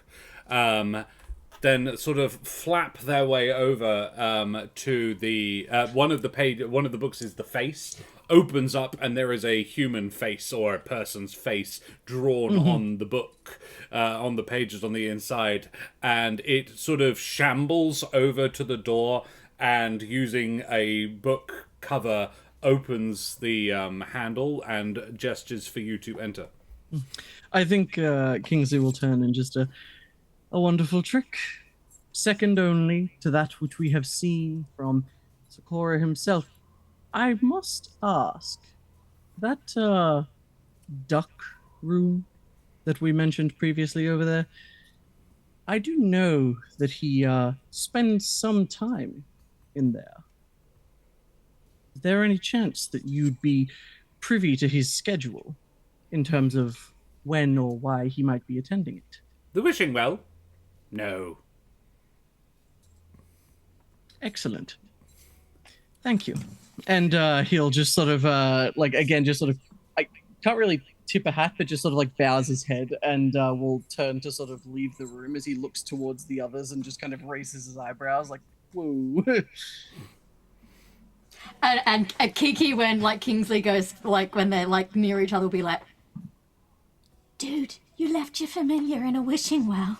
It's swimming in a wishing well. Do you know if Princely has any heartfelt wishes he's been like sitting on, just waiting for an opportunity? Because we might get back to some weird shit. I can't say that I've had a whole lot of heartfelt conversations with the man, but if it's of his heart's desire, I would happily support it. So whatever it is, I'm sure it'll be fine. Hopefully it's not like a ton of fresh worms or something. Also, have you ever struck out with a girl? I'd rather not talk about it. And he'll just stride through the door. Like and Kiki like turns to Milo's like, Yeah. you've never struck out with a girl. Doesn't know the meaning of the phrase. Milo turns to Kiki and There's says, a no, gentleman. I think everybody has. I think And actually, once you know again, what? ma'am, congratulations on your hard work. And Milo will also walk through the door. I think particularly as he goes past Hank, actually, as he sort of says this and does the sort of like, I don't know what you're talking about. I think as he sort of turned away from the other two, there is definitely a look on his face that does not match up to the he has never struck out. There is definitely some sort of like, whoa, there's something there. He looks bothered. Excellent. All right, I didn't say nothing. The doorway leads to a corridor, a narrow one though, but only about 15 feet long, and a door at the far end is ajar. There is a light. It's clearly candlelight within. But before any of you crack it open, and it's Kingsley's turn, so he can go first. We will have a short little break. Let everybody be back in 5 to 10. Excellent. Refresh ourselves, dehydrate, rehydrate, and be back very shortly. Say goodbye, everybody. Goodbye, everybody. See you soon.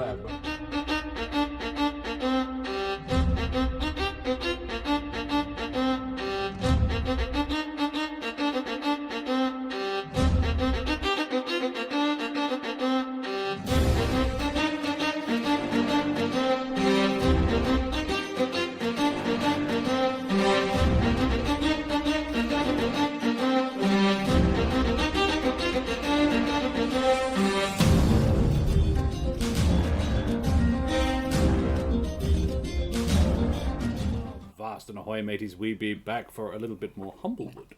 A little bit more Breakout from Bloodmoon Bay. I keep going to say escape, but it's a Breakout from Bloodmoon Bay. The guys are about to enter room number 7 on the map.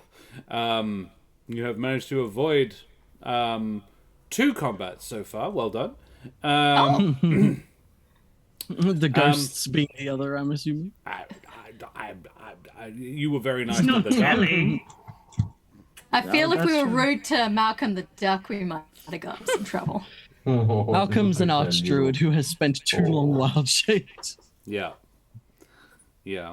Gorgeous. Oh, yes, I think Mitch can... You guys have got a better image of the dog tucked up under my chin. Yeah, slightly blocked by your... For those of you who can't see, that is the dog tucked up under Josh's chin. She's been very snuggly. She's a bit worried at the moment because I think she knows something's up. Because I'm going down south for 6 weeks, but I'm taking her with me. So, yeah. But she's been sheared of late as well, so she looks like half the dog she used to.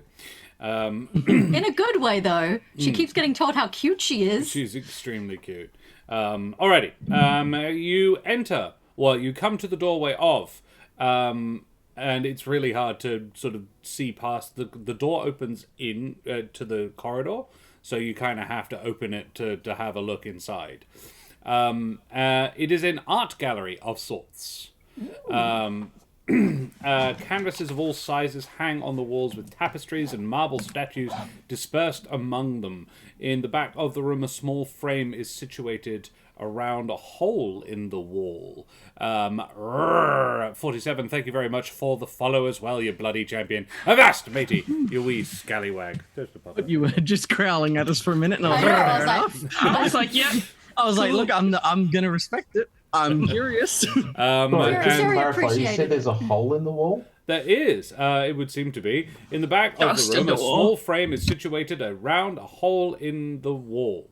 There is also a door. There are two doors, in fact. As you are coming into the room, there is one to the left and one to the right. Both at the far end of the room. So there's technically 3 exits. And a hole. This hole Yes. in the wall. Depends how small you are if you want to get through that one. Yes. Does it look like it's there on purpose, or is it like someone's put a hole in the wall? It's there on purpose to the point where they have framed it. So it is framed. Cool. Yeah. Just say if just as an aside there, if we check the frame, are there fragments of painting on the edges of it? I'm wondering if this was maybe one of those old like hidden door behind the painting things, and if the painting has now been stripped away. I'm going to I go mean, if one you're step getting further that and close, say you can, you know. it is a painting of a hole. Oh, I'm gonna try to put my hand through it. As in, like... Don't. Uh, I'll grab you as you try to reach towards the painting. What? Don't do as that. in, like, Don't it's a do hole in, like, it's a picture of a cliff, and the hole is the cliff, the bit off, the fall off the cliff, sort of thing. Could I check Bird's for eye traps? Since we left, our trap checker getting it on with Malcolm the Dark. Sure. Yeah, we did, didn't we? You may... We made good decisions. Yeah. Hey, look, you've still got Larry. Yeah, you can check for traps. Investigation check. he's his own spirit in the form of a bird. He can do what he wants. That's a 5. Amazing. Does anyone Amazing. else want to check It for has traps? been 20s No, and Milo was 5s. ready to touch it.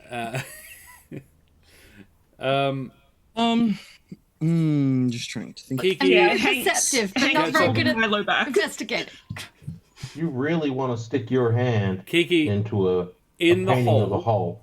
Yeah. you can see the hole is about... It's at about human shoulder height. So maybe 4.5 feet off the ground, You 5 can't feet reach off the it ground. anyway. Too bad. He's gonna cross his arms huffily.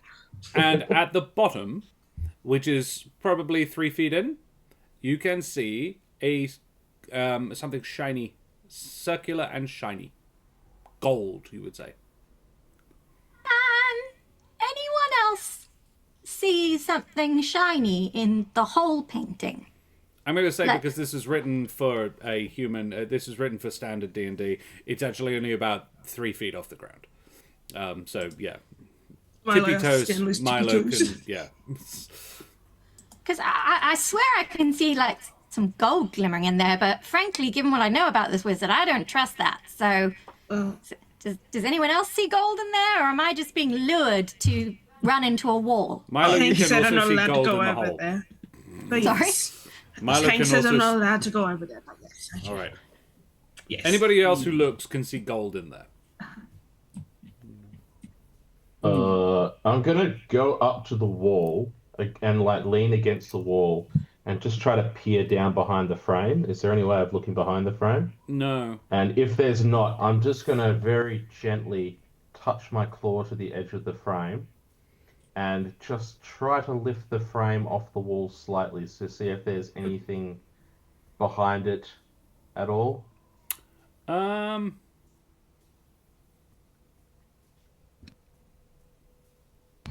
You can lift the frame, yeah. There is a hole in the wall. It's sort of just that the picture is most of it, and it's just been lined up with the hole in the wall. So there is an actual hole in the wall. Okay. Yeah.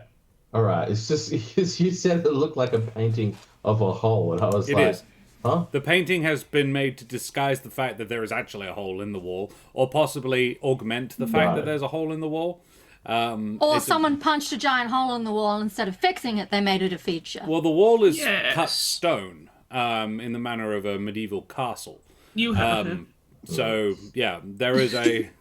Someone It punched would be about a punch hole, 6 inches wide. Sort of, it's a Hank's fist, not a Kiki fist, but yeah. I was gonna say if they had a Hank, they could probably punch a hole in Yeah. the wall.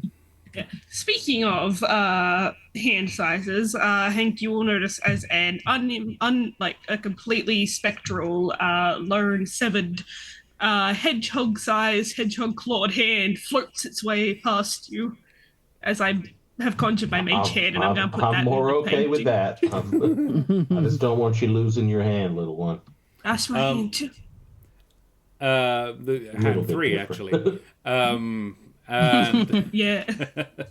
as the mage hand drifts inside the hole, a perfectly, like, almost cartoon-esque set of teeth chomp down, like, spiky and meeting perfectly, and destroy it. Just slice it apart. Thank you, Hank. You're welcome. I'm going to try it again. This time, your mage hand sails completely down the hole and picks up a single gold piece. I'll bring it on out. It's a single gold piece. It was minted about 730 years ago. I was going to say, so in this is the an Ellyrian Ellyrian Empire gold Yeah, piece. it's probably Not what we worth got. quite a bit more than a single gold piece. To a collector, this would be worth a couple of hundred. I'll give it to Kingsley. You sure? You're welcome to hang on to it. It's okay. You know about the wizard, I don't. Just for science, could you stick the mage hand in there again? Mage hand goes back in without the gold piece. That's it. Yeah. So it only goes for it every second time? I'll put the mage hand in it again. Nothing happens. I'll put the mage hand in it again. Teeth. Fascinating. I'm going to keep doing that until someone tells me to stop. If you read the little, Like all of these placard, artworks yeah. have nameplates. Oh, I don't. And stuff. This one is called the second worm, the second mouse. Early bird gets the worm, second mouse gets the cheese. I Well, love there's that. that famous sense of humor, I suppose. I can I'm just only gonna- imagine people. Now that I know that Milo's not sticking their hand in the hole, I'm gonna take a relatively relaxed stroll around the art gallery and the walls, and just see if there's, first of all, see if there's any pictures that are interesting or I would deem interesting, and also I'm looking for any sort of like words that might be repeated or anything like that could be like a code word. The second Hank turns his back, Milo loses his arm at the shoulder.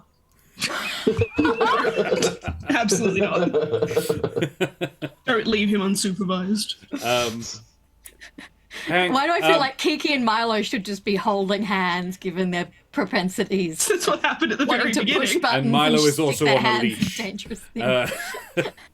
If Milo's on a leash, he's got hold of Kiki. He's got one of those backpack leashes, so Hank's just holding on to Yes. that. A retractable one. You push the button, Milo just comes shooting back. There's always, because there's a regular discussion about the sort of the morality of those, but I have a photograph that I took when I was about 9 of my not youngest brother, the sibling who has recently reproduced his own self, at age 3, doing a tour of Venice, doing the fucking Michael Jackson lean over one of the canals, with my father looking bored whilst holding onto a leash that was on a harness around his chest, because that's the kind of child Joe was. And I'm like, he'd have gone for a dip. He abso-fucking-lutely would have. And it would have been Muggins here who had to go after him. And now And that I would man's have. a father. And And you do not want to get in a Venetian canal. What the if water you're was 3? green. It's fine. Yeah, it's fine. Hey, Nerd Harlow. Good to see you, mate. Oh, okay, cool. My arm is now pinned. Siri is lying across my lap, but my lap isn't large enough for her, so she has pinned my forearm. Cool. So yeah, Hank, you're a native of, not Espinora, but the area around Espinora. The what would have been the Ellyrian Empire of old. So how connected to your ancestors would Hank be? Oh, very. Very. It's. Oh, I mean, yeah, ancestral He's an barbarian, ancestral right? guardian barbarian. Yeah, but I know. But there's I like, would say in the sense that stories are passed down. Like I know, and admittedly, predominantly, a lot of the stories are about things they've vanquished or killed. But I know tidbits of stuff that like ancestors from way back used to do or would it had done be in their past. family histories particularly? Is your sorry? It's my question. I suppose Yeah. is more about your personal family history than the Empire as a whole and Elurins generally. I would say yes. And if there is anything that I do know outside of family history, it's because someone from my family had interacted with that particular thing. Sure. So, For definite, then the name Grandmaster Proletius that was mentioned earlier rung a bell. Not as a Grandmaster family member. Proletius. Proletius was the last master, the last Grandmaster of the Knights of Krill. And the Knights of Krill had among its ranks a grand or great, great, great, great, many, many times grandparent of Hank. Okay. Good to know. Um, And where did this Grandmaster Proletius get mentioned? I did not hear that name that was anywhere. they didn't mention him out loud, I don't think, but No. they were. This is a previous adventure they've been on. I think. One of our previous adventures that this group tackled was, in fact, actually not the last story, but the second last one was a bunch of Ghosts. villagers basically getting raised, and it was ghosts of the Knights of Krill being led by a sort of corrupted ghost of this Proletius that did a whole bunch of nasty stuff and killed a lot of people and corrupted the Knights' core values, kind of thing. I see. So I'm assuming there's some sort of relevance to the art on the walls. So the artwork is all quite old and not particularly. It would be worth nothing, other than sort of. It probably has value to the person who procured it, but in its day it would have been very beautiful and considered extremely valuable.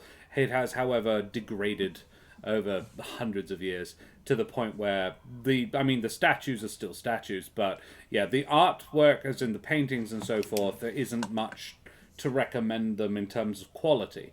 But yes, one of them is in the regalia, an Elurin in the regalia of the Knights of Krill. I think Kingsley did mention Proletius out loud. I think I might have. A while ago. Yeah. Earlier on when you in the dungeon. Okay. But yeah, it is. I think Hank, your assessment is this is, and I think you would be qualified to make this assessment. The acquisitions of a person who takes trophies, prizes.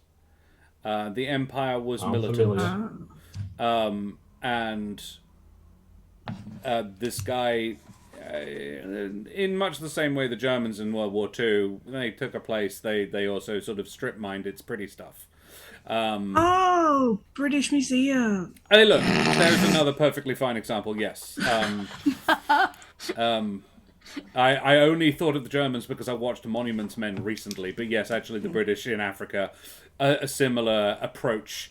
The Elurin Empire weren't fantastic at giving stuff back, and so half of this would be Elurin look, we've originals. discovered this incredible piece of art. We're going to take it all the way would back. be a very mixed provenance.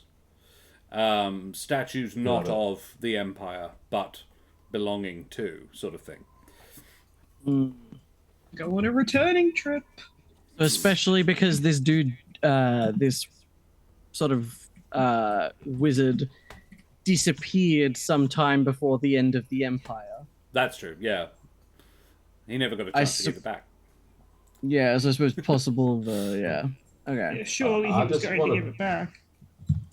I just want to point out to y'all that based off what your duck friend said, seems like Danny knew a code word, which would imply Danny has figured that out somehow. Well, possibly, but it also sounded, if it said that he was angrily shouting, even if he figured out a code word specifically, perhaps he was missing some other aspect of whatever ritual or trick made it work.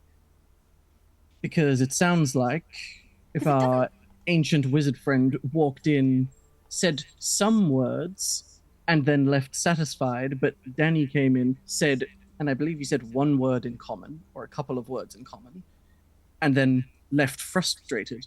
Perhaps he had figured out part of it, but not the entire thing.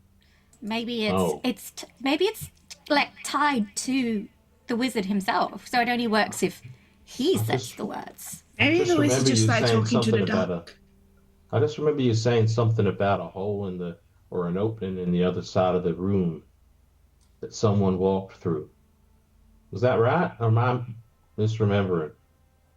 I just remember he was shouting at the wall, but in fairness, I wasn't the Yeah. one talking to Malcolm, so Yeah, Malcolm just said he yelled at the wall for a while and then left. Oh, okay, all right. I'm misremembering. That was right, wasn't it, Josh? I think so, yeah. Yeah, and I think when I was asking, or when Milo was asking about like what words they said, I think he said after he rolled his like 20 history or whatever it was, he said like, he said like one thing the same, but I don't speak people, and so I'm wondering if that's like, you know, maybe he's got a part of the incantation, like maybe he's got like a keyword or something that was part of it, but maybe he's missing sort of like the rest of the spell, I guess, if that's Got what it. it was. Right. I'm on the right page now. DM, could I, like Hank, kind of have a look at the different paintings? And I kind of want to, I suppose I'm looking to see if one of them stands out in any way as being like different to the others. Like, you know, if you were like Yeah, in there's a one room of a full of all like cavern. realistic paintings, and then there's one like, you know, super contemporary one in the corner that's abstract, I or would like say maybe that- one's in a different type of frame, something like that. Is there Sure. one that like stands out in some small but tangible way? Okay. That the one would be the one that you guys have been mucking around with the hole in it. Other than that, yeah, there are a few that stand out for being of stylistically very different provenance to. I would say about half of them are Eliran or that sort of, which would be Renaissance style classical realism. And then there would be Literally my favorite type of art, by the way. yeah. I'm particularly fond of a Caravaggio. I really love shadows and dark. But It's a tasty type of cheese, ain't it? then yeah, some are a lot more at first brush simplistic, but it's not. It's actually a stylistic choice. It takes you a while to sort of discern it, but yeah. Some lack, or rather play with perspective in a non-realism way. And some are... Okay, no, I'll give you one. One of them very much looks like... It doesn't jump out, but when you get to it, Kiki, it's like a fever dream. It is a riot of color, and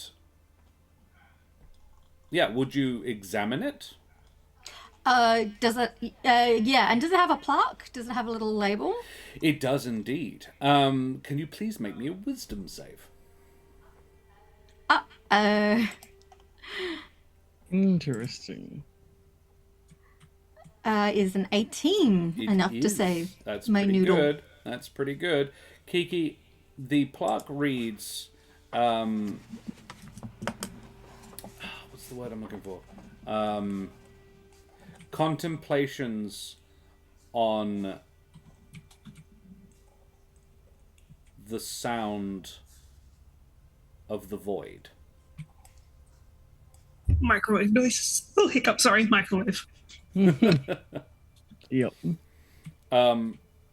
It's hard to you stand there looking at it for a minute, because at first it looks like just a true Jackson Pollock sort of very much just a riot of color, no particular imagery exactly. But the more you look at it, the more you feel like there is pictures to see. You just can't. And it is just as the pictures are beginning to resolve and you are beginning to see that you sense the danger in this picture, that you begin to sense you could get lost in this and snap yourself out of it with the 18 you needed to roll. Ooh. Kiki, you sort of shake your head, blink your eyes, and step back from the painting. What you looking at? No, I'm joking. Okay, don't look at this one too long. Milo It feels dangerous. Milo unlooks. Can I try and clap my hand over Milo's eyes? Oh no, you said when you said it looks Milo dangerous, Milo unlooks. looked away. Yeah. All right. Oh, yeah. oh, okay, sorry. I thought you said dangerous. Thankfully. Oh, he did. But then In he the manner unlooked. of all good galleries, most of the others are oil on canvas, that sort of thing. This one says a combination acrylic and shell powder on on paper. No, on cloth. Okay, that is an interesting combination of materials. Is it in a frame? It is. The frame is oddly plain. I would like to, without looking directly at the painting, I'd like to kind of see if I can lift the frame off the wall. Is there anything on the back or behind it? No. It's other than there's no. It's not signed. Where most artists would probably have put a stamp or something. There is a mark for the person who framed it. A framer's mark, but there is no no notes or anything on the back. It's I think it's surprisingly light. It's a good 2 feet across. It's a decent sized picture, hanging landscape, and yeah, it's very lightweight. Would I be able to flip it? And turn it so that you can't see it anymore. That's Yeah. No, the string is quite taut, so you couldn't hang it the other way around. You Okay, could take it off the wall and prop it against the wall. Yeah, I'll do that. Okay. Kiki takes the picture down and props it against the wall. So no one accidentally looks at it. Probably wise. Who's best at Arcana checks, out of curiosity? Because it's not my bag. I think the fuck not. Probably good. Just be a little wisdom save, you'll be fine. I'm passable at them. I've got a 2. Yeah, 'cause I Tez, don't know. thank you very much. I got a Follow 0. your bloody champion. Avast, matey, you wee you. scallywag. A lot of lovely follows today. So many friends today. And Samboy, thank you for that resub as well, buddy, you bloody champion. Whoever makes a check can have my guidance. Get a bug in your pocket. A little butterfly lands on Kingsley's. No, it's definitely a beetle. A beetle? Okay. Or some kind of isopod. It's going in the pocket. Very well. Yeah. So, is that guidance, did you say? It is. Yeah. I'll He'll roll help that you. first. It's dangerous to go alone. It's a Take 4 on the D4. Lovely. And the Arcana check was a natural 1. Oh no. Hey Incredible. Kingsley. 6. Seeing as you're still guidanced, do you want to make that wisdom save? Sure. Oh god. Why not? Look, Only this is because it was a kinda- natural one, I'll be honest. That's a 13. With Did the you roll your guidance? d4? Guidance applies to ability checks, not saving throws. Yes, Because that's but once that's you resistance. is Okay. it? No, Resistance is the spell that gives Yeah, the D4 to true. save. Oh, that's true. Or Alrighty, 8. a 13. Kingsley, there is a roaring in your ears. And then it resolves into the sweetest music you've ever heard. It is the soft lilt. It is an orchestra tuning up. With me, It's definitely Nickelback. Yes. From our It's not conversation I earlier. wanna push you around, and Yeah. I will. Like you're an animal. You are. just a couple animal. Good song. Yes. Sorry. All right. Oh. We're on tangent. Yeah, it Tangent. sounds like an orchestra. Initially, there's this roaring in your ears that resolves itself into an orchestra. It's one of my favorite noises in the world. An orchestra tuning. And then it settles down, and then a stately waltz begins to play in your ears. And you do not see what Kiki was complaining about, what Kiki was worried about. The image itself, however, is, again, it sort of swirls, it takes a minute, and then you're like, oh, I see. And it is a landscape.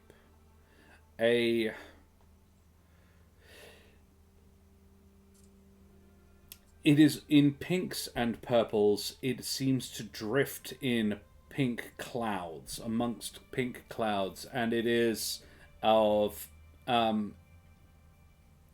very... Nothing looks load-bearing. Archways and very slender construction. The materials used could not possibly be manufactured into that, like pencil-thin struts of limestone supporting archways hundreds of meters long. Very little metal filigreed into butterfly wing thickness. And it's just inordinately ornate. And the trees are made of glass. The grass is made of cotton candy. That sort of... everything is made out of the wrong thing. It's doing the wrong thing, but it's all extremely cultivated and elegant and clean and purposeful. It looks incredibly nice. I think especially with that, I think that just sort of a quiet sort of like wow would emerge from Kingsley's beak, and I think like I don't know that he's not weeping, but his eyes have definitely watered a bit, like they're sort of tears are welling in his eyes. I think he's just sort of Raiders. staring at this painting. I assume unable to hear the others if they're trying to talk to him. Yeah. Liquor Witch is back! Liquor Witch is back. Hey, Liquor Witch. Everybody Good on you, drink. bloody champions. Everybody How are drink. you, mateys? Yes. Yes. Ew. This will go bottoms up. just fine.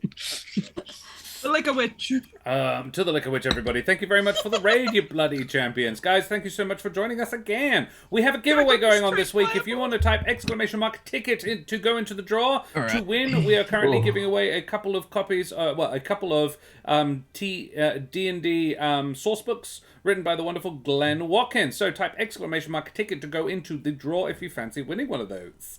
It's quite a well thought out one this week as well, which is rather fun. Zach straight on the fireball. Oh, yeah. Solid. Parents I said am- everybody drink. I pulled out my Prosecco and Zach pulled out a bottle of fucking Fireball. Rude. I am extra ready to be Kingsley. I need love you you guys to guys know it's so much. 11:30 p.m. here. That's fair. No, He like, has to work tomorrow. I have assessments. That is the first swig of any sort of alcohol I've touched in several days. I'll be fine. You got this. I believe in you. I finished off my birthday gin from last year yesterday. I'm not judging anybody. I So, understand. yeah, that's what you do and you see, and you have a point of corruption. Ooh. Ooh. Is You that can. It like is a a thing separate? that I will make a note of. Do not worry about it. All right. I'm that worried about it. sounds like a plan to me. I'm not. I It's will something go from ahead. the Yeah, other you're campaign, but seeing- you asked if you were looking for stuff, and I was like, fuck it, this could be fun. Yeah. You're seeing something. That's fun. fine. I'm going to just put this in the others section on my sheet. And I can't even help Everyone. you because I don't really know what the corruption is either. Do we see Kingsley kind of zone out and go ooh and get like sucked Yeah, his into eyes this go the painting size, like emotionally? his pupils go the size of dinner plates. Very cool. Milo's gonna slap the fuck out of him. Yeah, and Kingsley, you come to you were never. That's an 18 to hit. You do. I think his AC is 12, so yeah. Yeah, you slapped the shit out of You him. slapped the I do bitch. 0 bludgeoning damage. And Kingsley has 1 point of corruption. Made a note. There we go. Don't worry, you need 5 to really do anything important. You should look at this painting 4 more times, I think. So okay, but you said so from what you're saying, it's like yes, it kind of like deafened me momentarily while the sort of music kicked in, I guess, over the top of everything. But it's not like I was transported somewhere else. No. Outside of, just in the way of someone observing something. You were fully conscious of what was going on around you. You were just saw. You saw more than anyone else can see. I think, and again, like, what was the name of this painting? It was like Studies of the Void or something. The sound of the void. Contemplations on the sound of the void. Yes. Yeah. Either way, Kingsley's head's already fucking big enough without having the ability to see something that nobody else can. That's also true. I think. Yeah. Kingsley, Right. as your senses sort of zoom back in again, you feel a nagging sense that you have lost some understanding. You possessed it momentarily, very, very briefly, and it's now gone again.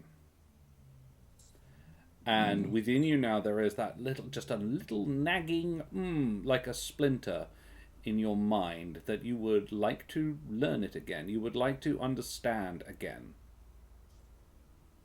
Thank goodness he doesn't have an addictive personality.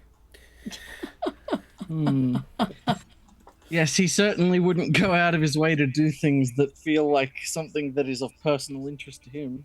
No, so... As I think Kingsley will sort of blink as he, and I think wipes his eyes a little as he looks around and just, right, sorry about that. Yeah, you okay there, buddy? Yes, that... I don't know what to make of that, because whatever that is, it didn't look like the void. But You've seen the void? What does the No. void look like? I don't... Then how do you know? Well, What the I'm fuck a are you all storyteller, talking not about? a... We're looking at paintings. I'm... What the hell? Don't look at that one. No, don't look. I ain't I'm looking a at storyteller, shit. not a philosopher. But I would imagine the void is a whole lot of nothing. And what I just... It sort of like looks for the word for a moment and then says, saw? Although he sounds unsure. Experience. Was not nothing, but I struggle to put it into words. That sounds like a void to me. I mean, depends on your definition of void. As I said- Kiki. He sort of wipes his eyes again. Not a philosopher. None of you possess anything like the level of information to take a stab at what that might mean, so that's why I haven't No. shared Oh, it. Milo's talking straight out of his ass. No, as in, like, you guys are all perfectly on exactly where your characters would be. There are other people in the world would absolutely have a very, like, Eric would be fascinated to look at this picture. Julio would be dangerously intrigued. I was going to say, honestly, I think Kingsley might be dangerously intrigued because there is not much that he pursues that isn't just randomly on a whim. And so having now been presented with something that has some semblance of a deeper meaning, I think there's definitely a moment of like, wait, what was that? Julio And a desire is 7 to times scratch more that desirous itch. of that than Kingsley, let's put it that way. That's fair. Yeah. Right. Having completely red herringed you, there are 2 doors in this room. Do you use either of them? Yeah, While do we they're want to having like? a little conversation about art, are there any placards on the doors? No. However, Hank, your sense of direction, can you roll me a survival check, please? Gladly. Yeah, 13. I think, Hank, you would be Somewhere. able to take a guess that if you wanted to go back to one of the rooms you'd already been, you take the left door, as in, like, one of the rooms in another part of the complex. You've, like, it's not hard to keep track of the 90-degree turns you've been making. Sure. So, I do have the Outlander background too. Oh wait, no, because Hank's looking. Ignore me, please. Ignore me. This seems legit. Nice. yeah. Doesn't it? All right, so left is towards the direction we've been. So yeah. let's go the other way. There's a right door and a left door. That taking- seems... Taking the right door. I trust you. Who's opening it this time? Hank's Whose team. turn? I think everyone's Milo done points one. at Kingsley. Yeah, I think Kingsley will sort of like follow along with no complaint, but I think that as they're leaving the room, he's sort of looking back over his shoulder a little bit. He seems Distracted. kind of captured. Kiki's kind of, because she's pretty sure this painting is bad news. She's kind of keeping an eye on him and like kind of would like not like drag him out of the room, but kind of just cup her arm under the wing and be like, "Go, off we go, Yeah, buddy." Milo not You're so cool. subtly like half pushes him to help Kiki along. I'm going. I don't trust you to not decide to live in the painting. So that one over there tried to bite me. That one bites you, Just that one go. hypnotizes you. It's all groovy. This room was once a long banquet hall, but now is eerily quiet. For the first time, the floor is not just dressed stone. Actually, I apologize. This room and as in the art gallery and the one you are going into now, both have black and white tiles in the checkerboard pattern. This one has a massive banquet table, 20 chairs around it, and it is set for... sorry, I apologize. It's 50. There is enough food and wine on it for 50 people. Though I would say only about 20 chairs. However, the room is easily large enough that it would be like people would sit in the central at the table to eat, but there would always be people up and walking around and chatting and generally enjoying themselves and socializing. There is, I would say, 3 fireplaces scattered around on the walls, all of which, as you enter, light. They provide the bulk of the illumination in the room. The last room was candle lit. This one also has candles as well, but the bulk of the light is provided by fire. The table fairly creaks under the weight of all this food. Oh, how welcoming. I don't want to be the one to say it, but maybe we shouldn't eat the mystery food in the wizard workshop. Oh, I don't claim to be smart, but I'm smart enough to know that. I'm not. I would have eaten it. Kiki kind of gives Hank a look that says, I'm getting that impression. "Totally would." Yeah. Yeah, he definitely would have. Right. Anything on the walls? Any There other is exits also to the room. 4 doors. There are 4 doors. along the far side wall, which is the long wall. You're in the bottom left corner.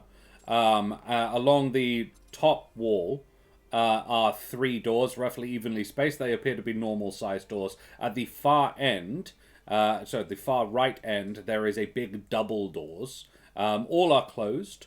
There are several similar paintings. There is actually paintings similar style and provenance to the art gallery. There are also 4 pillars in the corners, sort of about 10 feet in from the walls. The room would be 30 foot wide by, at least 80 long. It's a big room. And yeah, 4 doors. Right. Is that food actually there, you reckon?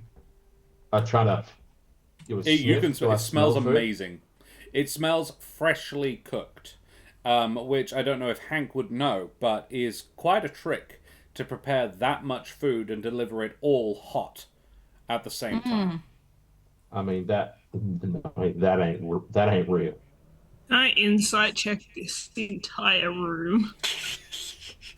Anybody got any I'll magical allow visions you or to. something? But I it'll do be a not have very any. high check. As if it just rolled off a natural 20 onto a 2. 4. That's food. Milo, this place is clearly, the general area is clearly designed for receiving guests. You can you make me a survival check as well, please? Absolutely, I can. That's a bit better. It's a +6. I did roll a 3. So no better That's than a Hank. 9. Okay, yeah. It was basically to determine similar layout things. Yeah. All the other places you've seen in here so far are either to house or impress guests. This is for friends. That's all he's got. I rolled Yeah. bad. Right. Well, so the thing I love about Insight is that Trying rolling my low best again. basically just means you might Ignore infer me. the wrong thing, which is fun. But you definitely inferred it. Your character doesn't know that you rolled a 4.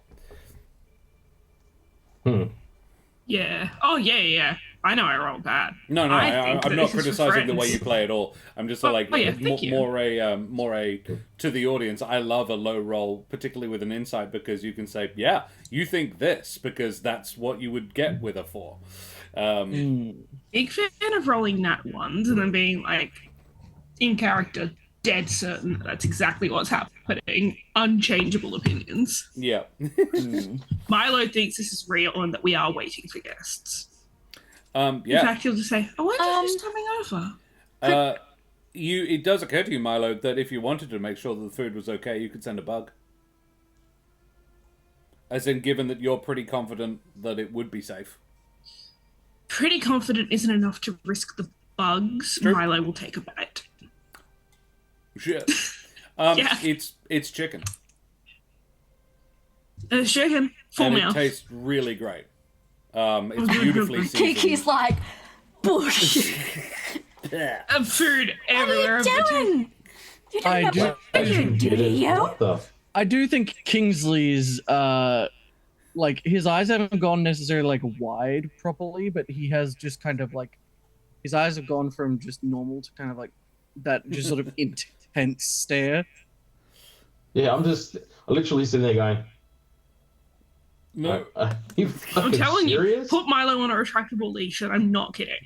Milo eats it, and nothing bad appears to happen, and he definitely got to swallow No. something before Kiki could hit him. Yeah, very cool. So Uh, okay, for all of no. I feel great. whatever this is, It's chicken. Kingsley, I think, just like stops mid-sentence and just turns to look at Milo. He's kind of cocks his head. So am I. I guess. It's small chicken, not baby. Oh. Different chicken. Right. Anyway. The chickens are a thing as well. It's like it's like the difference You're between eating humans and Kingsley's apes. You know, it's like Oh, yeah, totally. I do think that is still just, I don't think he's necessarily opposed to meat, but I think that's maybe a little too close to home. well, I think it's also like we noteworthily don't eat apes. Like generally. So yeah, it's Well, just that sort of- wasn't what.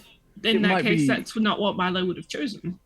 that's I think true. that, like, if there's something, like, I think other stuff you'd be totally fine I with. think but, Kingsley yeah. wouldn't eat an ape. It's whether, or rather, Kingsley wouldn't eat a chicken. Would Milo? I think eating chickens is completely acceptable in the world as long as you're not a gallus. It's a bit weird think- for a gallus to do it, but I don't think Kingsley's, like, necessarily upset with, actually upset with Milo for eating chicken, because he knows everyone in the world, well, a lot of people in the world do. I think it's more just, this room does not seem safe, and he's trying to say anything he can to get Milo to stop. Well, Yeah, if right, he fair. makes Milo feel bad like that, Milo's eyes would actually probably kind of like fill with tears a little bit, and he would just say, "I'm sorry." No, hey, it's all right.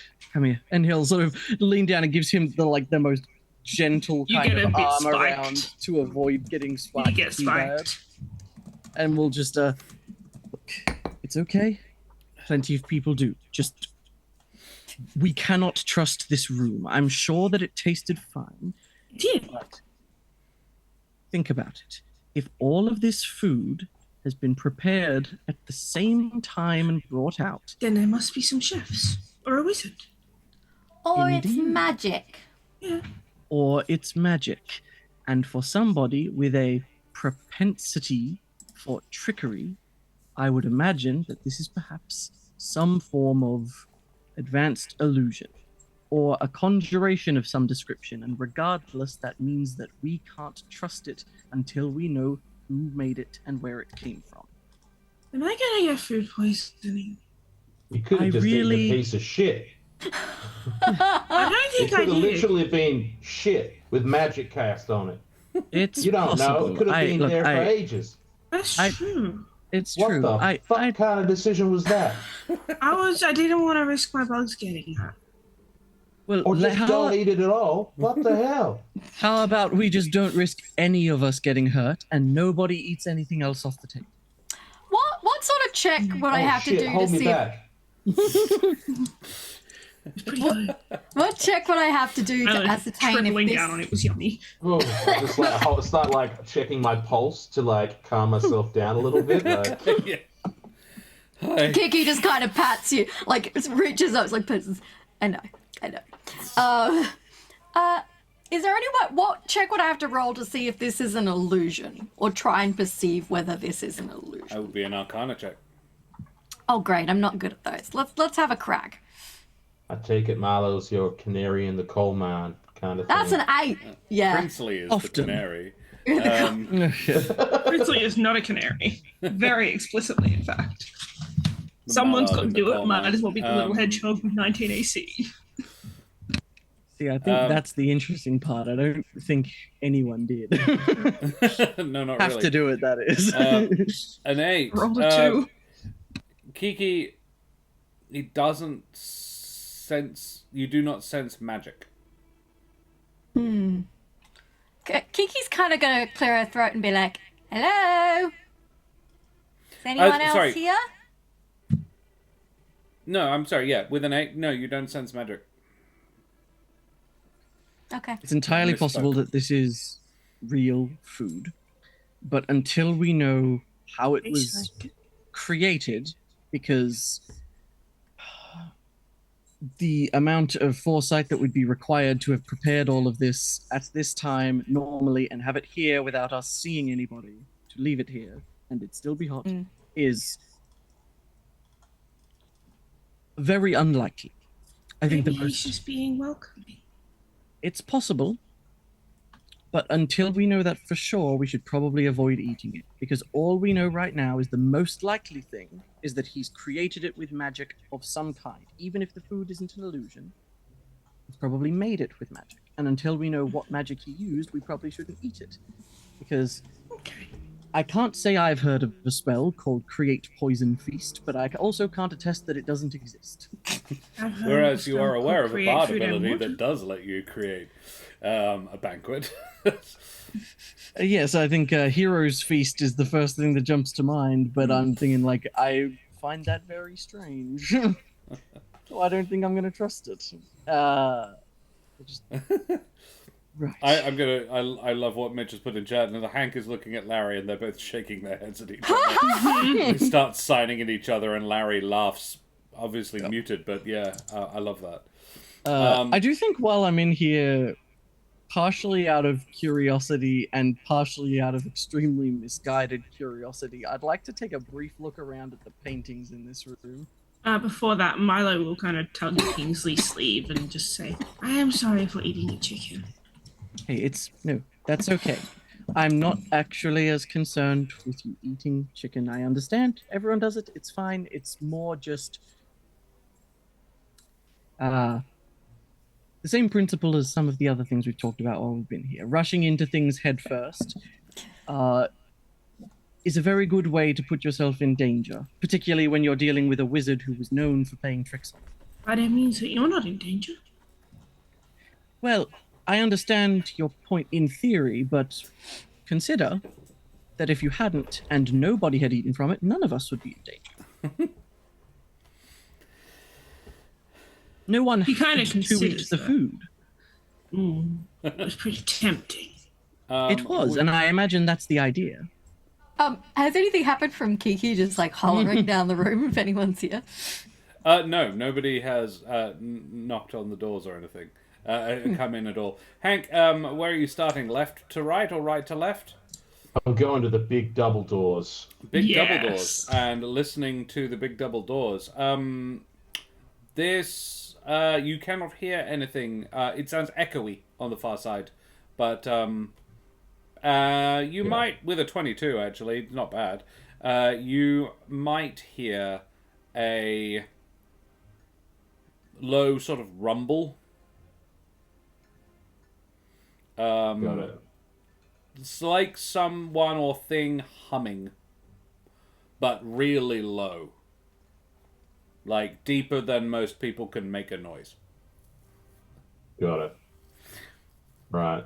And then I'll start making my way towards the other doors. Is there actually, again, are there any keyholes or anything? These are locked. The main double doors are not, but the other three are locked. Yes, so keyholes would be a thing that they possess. Okay, and yeah, but whereas the double doors, there's no kind of openings through the door, like keyhole kind of style You thing. can sort of peek through the gap between the two doors. It's rare that the meeting point is perfect. Okay. But you don't I see only ask anything because beyond. I do have the ability to, obviously, if I can see through it, I can cast, or I can You teleport can send Larry. Yeah. Larry through. Yeah. But I'm just wondering for future reference No, before I go to the other doors. That's true. Yeah. I'm just finding the map. The hallway beyond continues 10 foot wide for 20 feet before making a left-hand turn. And yeah, you can't see much beyond that. It's not lit particularly well, as in the crack in the door is the only source of light. And yeah, you can't really see beyond that. Got it. All right. And then yeah, head towards the other doors. And while Kingsley goes to inspect Kingsley the goes art. looking for paintings. Sorry. And listening at each door or looking through each keyhole, Hank. One looks like the first, as you're working your way back from the main door. One looks like an armory. One is a storeroom full of shelves, and one has got a half dozen bunk beds in it. Right. So armory, storeroom, bunk beds. Got it. Kingsley, looking for paintings are you looking for? Yeah, you mentioned that there were a few on the walls around There the are. room, so I'm just curious to look around. Is Kingsley looking for another painting like the first one that he found? Look, I mean, I'm not trying to look specifically for that kind of thing, but if it happens to be But there, if then one like of that them would be very occurs. interesting. Sure. Make me an Arcana check, I think. Okay, Because Arcana. it's based off intelligence. 11. 11. Okay. Yeah. No more of the same type. It's more of the same generally, though. To impress from the... Yeah, you would probably get that the intention was to impress and, to a degree, overawe guests. But maybe not overall brag. This is a flex. Or was 700 years ago. And yeah, I think that's what you get with an 11. Cool. What are Milo and Kiki doing other than being physically restrained from eating the food? I figured that was like the entirety of Milo's contribution right now. I'll ask Hank what he heard. Oh, actually, I'm gonna go look at the fireplaces. You look at the fireplaces. To what end? Kiki, you know fire. You're muted. From your coffin, yeah. Sorry. Yes, you do. Is this real? Yeah. I would like to examine the fires. Do they appear to be real? Yep. Eh, Magically summoned, but real now. Like they're burning real wood. I mean, about as real as, most fire is, I guess. Yeah? Like it doesn't feel weird or wrong or anything. I think our friends think it's all an illusion. Kiki will kind of extend a hand close enough to feel the heat coming off the fire. Not particularly warm. It seems actually almost to keep the room at a perfectly nice temperature. This number of fires in a room full of 50-odd people could get oppressively hot. Yeah, it's not as hot as it should be, but it's definitely present. Hear me. Can I look at the ceiling? You can. Skyrim player. No one ever looks up. I love that. Investigation check. Ooh. It blinks at you. Don't you fucking Yay, dare. new friend. 10. Every mimic is a friend you haven't met yet. A 10. To look at the ceiling. The ceiling has been done, has had art done as well. But it's more sculptural than painting. But the cornicing is really quite detailed. And yeah, it's really intricate. I would say, actually, let's make up something new. Interesting style-wise, where modern cornicing is really just a nice little curve. This thing is metalwork. Wrought iron metalwork in sort of spider webs, almost. Forming intricate little lattice structures across the ceiling, which you know to be a feature of the late Ellyrian Empire. You see it sometimes on a few of the older buildings, particularly temples in Espinora, and you're familiar with it because you grew up in a building that possessed a chapel that had features like that. It really is quite extraordinarily beautiful in here. Unfortunately, that only makes me more nervous.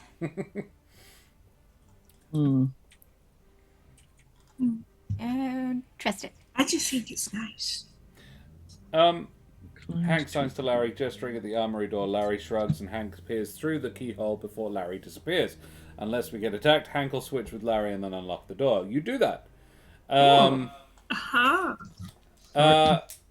The armory is an old, empty weapons store. I'm sorry, it's not empty at all. There are several weapons left lying around. It looks like... It's the best way to put it. It's a storeroom, but specifically for weapons. This isn't the armory of the household guard. This is for guests to store their weapons. Yes, to store their weapons. Sure. Yeah. Oh, so it's like a what do you call it? It's like a coat check, A coat room, but for your weapons. sword. Yes. Would be very much the vibe. Anything of significance in there? Make an investigation check. Got some weapons in here, folks. If you want to have a look, see. I love the idea of a coat check for your sword. Just like, it's like, 10. oh, we've got a giant pickaxe. Here's your tickets there. Yeah. I've already got a pretty one. These but weapons over are labeled, as in each has a number on a little brown paper tag around the hilt or something. There is a couple of... It's swords that are unnecessarily complicated. Like, with more... There is one with a wide blade. It is only a wide, blade, but only a single edge. That's what I was looking for. Along the back is a series of metal rings that have been linked in through it. Those things are cool. I like they are those dope. swords. I'm trying to remember the name of it now. I feel like I should know It is this. a Chinese style thing. Yeah, it has a double-handed grip. It is, however, ancient and has not been looked after. But so Hank, your practiced eye would see that this would be a -1 to hit and damage longsword. Though if you wanted to take it with you, you could probably get some work done on it pretty to much restore it. Anything in there that, because based off the look at that, most of the stuff I'm assuming is also in disrepair, having sat there for hundreds of years. I'm probably going to be keeping an eye out in that case for anything that looks like it's still in actually good condition, which would imply some sort of maybe magical nature to it. If there's nothing, then you do not find any magic weaponry in there. But if you are wanting a particular weapon type, there is literally every kind you could ask for in there. And if you wanted to nick it and then have it repaired, kind of want a great sword. I'm more of like a scalped from my kills type of guy. You're a bit Monster Hunter, aren't you? Yeah. But they're all, and I don't think greatsword is really the kind of vibe. Actually, to be honest, I know I said any weapon you want, but these are the weapons of the nobility. Zweihanders. Not necessarily, no, but rarely outside of Scotland or Germany. And no William Wallace's here. It's more of a rapier or a it's show weapons. There is, I would say, you do find one interesting piece. No Dao's. There might well be. I actually will have to Google that one. A Dadao? Is it what I think it is? It's a double-ended dildo. No, they were like the big They were big flat single-edged swords, but they were the ones that like tapered out towards the end and then came across. So instead of a single point, they had that like slanted, wide cut end. Yeah. Almost like I think of it as scimitar. machete-esque. But yeah. Kind of. My man knows his weapons. That's very cool. We did a whole night where we debated about those, which I'll tell you about off stream. Actually. In fact, I find one of them with nine rings on the back of them. And they've also got quite an interesting crossguard. The front bends down to protect your fingers. The back bends up to catch a blade sliding down the back. Very neat things. But yeah, there would be, I would say, definitely be one of those in there. No bad dragons though. Yeah. But nothing of. Sorry, that was it. The one thing an interesting piece. It is a dagger with a you call it a barrel built into the hilt, with a sort of trigger assembly, not unlike that of a crossbow, attached to the hilt. And yeah, it's a very unusual thing.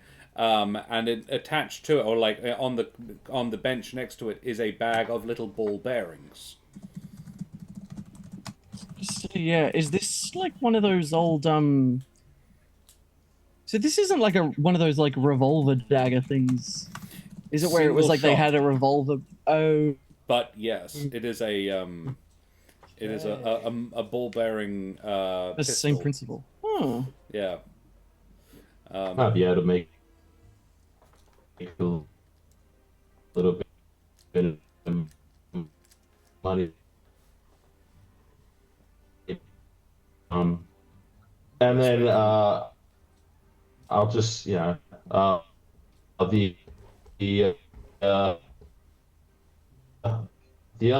other rooms while they were talking. We've basically definitely not made by any sort of humanoid. I mean, and then we got the armory here, and then a storeroom and some bunk beds. Probably worth checking it out. My connection went very poor there. We may have dropped out a little bit. Any of us? that. I might still be going poor, to be honest. I missed a lot of what Mitch just said. No, I still hear. Sorry, we're here. Basically, I was just explaining what I heard that you already. Oh. Did you? I basically lost everybody after describing the pen gun. Not the pen gun. Okay. The knife. So gun. basically, at that point, I just explained what was behind the other doors from what I could hear and see, and then I said if there were no objections, I'll check the other rooms before we go through the double doors. Sure. Yeah. Obviously, being aware of the fact we probably need to wrap up sometime soon. Oh yeah. I thought we'd just do this room and then call it there. Hank, do you use the same methodology so you don't actually ever unlock same any methodology of the doors? unless there's any way for me to just get in there normally. Yeah. That is the methodology that I'll use. Yeah. Short of knocking the door down, no. Yeah. Well, actually, the guest bedroom has a latch. So when you go in, you can open the door so that others can enter.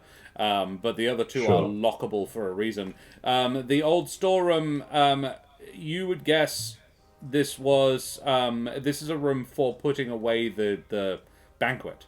All the materials that involved. Yeah, sure. Probably even stacking chairs and things. There is a couple of musical instruments in the corner, like there is a grand piano. That would be an absolute pig to get out. But yeah. The staff live in fear of being asked to move the piano.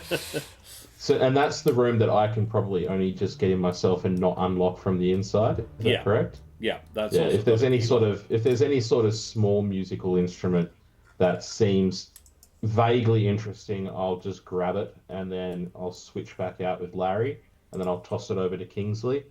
And then I'll go through to the sleeping quarters and the unlock instruments. that for everybody.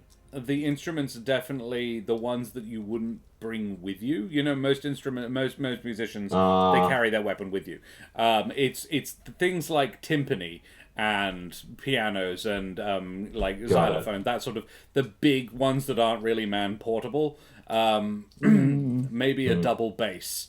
But yeah, the vast majority of musicians wouldn't leave their instruments. So probably not anything for Kingsley. The guest bedroom, on the other hand, there is a locked chest at the foot of one of the beds. So it is three bunks sticking out from the wall, and the central bunk, or double like bunk beds, two beds. And the central one has a chest at the base of it. That is Anybody locked. fancy fingers?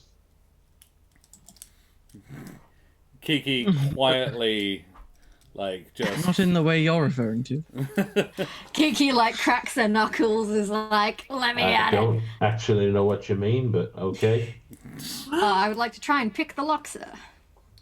Please pick the lock. Just... Dex check. Guidance. There's a With bug in your guidance? pocket. He's helping you. Rolled a 19. What does guidance give me? Plus D4. A D4. Is that supposed to be some sort of sexual innuendo? Bug in your pocket. Two. Yeah, yes. Don't try them on me. 22 I don't to know pick nothing about none of that.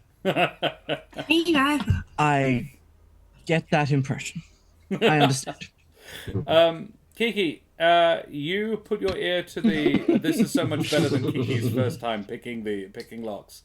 Where it had to be very much a, don't look at me!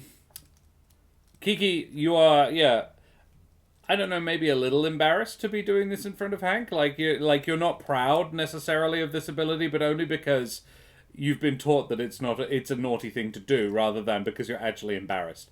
That's how I used to steal biscuits from the kitchen. And other places. Cracking open the chest, you find within When it... I just lose the keys to the fireworks cabinet. Yeah, all that. I feel like you don't actually have keys to a lot of the things in your own house. For that exact reason. I just portal through the keyhole. Yep. If she's small enough to fit in the box, she opens the chest, and within it, musty clothing, long since rotten, and a really quite handsome-looking backpack. Satchel is a better word for it. Leather with red detailing. A gold button sealing the main pouch closed. It is leather. It's sort of a big wide strip of leather. And then sewn to the outside of it is red velvet. To make the actual pouch element of it. But the structure is leather. There are 2 leather back straps, so you can wear it like a backpack. And 4 gold buttons on the front, with a 5th securing it, with a loop of... It's a strong loop of leather that would actually wrap around that 5th button, holding the thing down. And there is, in red inlay in the leather, there is a pair of hands that reaching out from the center that... are seeming to scatter things with a gesture. And if you crack it open, Kiki, because it's clearly hasn't degraded in a way that any of the other things have, so it's probably magical in some way. Do you look inside? I absolutely do. Alrighty then. You have found My Milo-esque instincts take over, and I'm like, ooh! This is what you have found. Hopefully I did a Ooh. decent job of describing it. This is the roaming ration pouch. This pouch can produce enough rations to feed 10 people per day. It refills at dawn each day. The rations are always, unfortunately, bland and tasteless. Preserved slices of meat and vegetables. It's something called pemmican. Which is a sort of travel ration. I've heard of fantastic. this. I know Pemmican. But it So it feeds feeds 10 people per day? 10 Nice. 10 people's food worth food every day. Yeah. Nice. 10 people worth of bland food a day. Yep. If you're starving, this thing is great. If you're not, you probably wouldn't eat it. Can I put other stuff in it? You can try. I'm gonna experimentally, like, stuff a piece of, like, the musty clothing in there to see what happens. Like, does it... Oh no, yes. Nothing initially. I'm sorry, I was looking at the camera. I'm so sorry. Initially nothing, then when you close it and open it up again, it's gone. Ah! Guess I'm not putting anything else in this, then. We're all frozen on Josh's end. It's dropping in and out. Zach's not, and Karen sometimes isn't. Currently, Jess is moving, but nobody else is. I think, mateys, we will actually leave it there as you have, as you have searched a good portion of the basement so far of the dungeon. That is, you've gotten up to room 11. And you've looked in almost all of them so far. So I think that's a good place to leave it. And you can absolutely, it's not bad for pets as well, Pemmican. Great session, thank you very much, Tony. And they've dodged 2 combats so far. So guys, we need to talk about our favourite moments. This is something we like to do at the end of our streams while we are waiting for any more people to type !ticket in chat to go into the draw to win a couple of books from Glen Watkins, the creator of the Roaming Ration Pouch. Among many other things. This book contains... we will be giving away a copy of this adventure, but I think I'll do it for the final session. That seems like a logical place to do it. It contains 8 unique magical items, 24 unique magical creatures for the party to face, a story reward, which is very cool, and I'm not going to give you any information about it, 7 custom maps, and a digital download code for access to the PDF and anything else that you would like of it, if you were to buy the actual original, and 11 NPCs with stats and role-playing notes. I would love to enter that contest, but it feels in bad faith because I'm on the stream. Oh no, you're absolutely I've already welcome done to. it, baby. Jess has already entered. I'm Just trying to get more than one. Never mind. There we go. Yeah, drop the S and go again, Quad. Lovely to see you, my dear. So, we need ! Roll space the number 5 in chat as well, somebody, if you wouldn't mind, to figure out which one of us we flatter first, because this is something we have stolen, like Zach and Jess, from the Dreaded GM, where we flatter each other and tell each other how good we did during the session. Been listening all evening? Well, it's been lovely hearing you, Quad. Well, lovely talking at you, Quad. Type ticket, not tickets. We just got a 5 from Rovaljax and a 4 from Tony. So that we will be talking Kiki and then Kingsley. Yes. Favorite Kiki moment.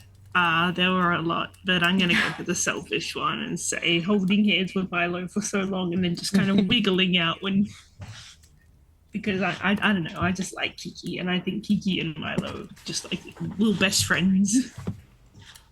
I think they've got the same chaotic energy, but like in a kind of different way, and I love it. I love Kiki. Anyway.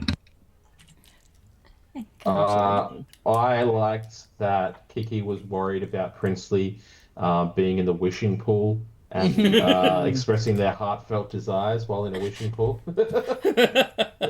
Yep. Valid. Yeah. It is a valid concern. Yeah. I think particularly this time, like, I greatly enjoyed the fact that it was made the DC 18 saving throw, like sort of squeaked through when like, ooh, that's dangerous, and then put it down. But then again, we got the sort of the Kiki sort of, what's the word I'm looking for here? Like the Kiki Milo style sort of experience where it was like, ooh, we don't want anyone else looking at that. Put it down. Can someone else come look at this for me? Help! Which I thought was very, very good and very in character. It's like, I think it's dangerous. Does someone else want to have a look?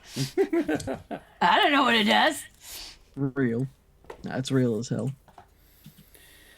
I'm going to say Kiki, because it links neatly to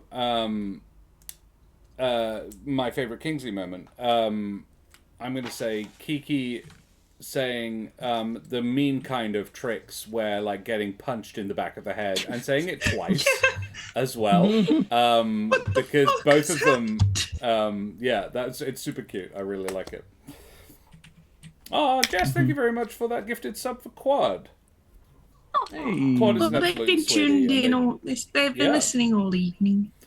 Quad is a lovely, Little a treat. lovely person who Karen and I have actually hung out with in the meat space because they're a Perth local. Oh, And Quad Nice. and her husband Crispin have been long-term viewers, and we appreciate the heck out of them.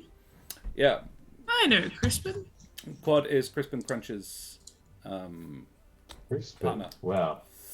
Interestingly, the wife. very first creature that I ever killed in D&D ever was a skeleton called Crispin. What? That is So- not a threat against your partner. No, Very no. clear. This is going back It could be Oh if you my wanted it to God. be. how long That's ago? up to you. 20 years ago? We, I'll tell you about Wow. we wife, yes. Not a threat against your wife. Yeah, sorry. I'll tell you about my first experience with D&D at some point. come I've got. on now. He dropped a face spider on me immediately and killed me. Oh no! Oh Not no! intentionally. Trying to convince me to play Come for on. years. It was It until you works. were the DM. It worked. And I will say, I gave you all a lot of warning, and not I just didn't your know own what fault. it was. I gave the party who did know what they were a lot of warning, and no one went, "Hey, don't go there." They all went, "Yeah." They let me See what stand in the middle happens. of a clearing. That sounds fun. Yeah.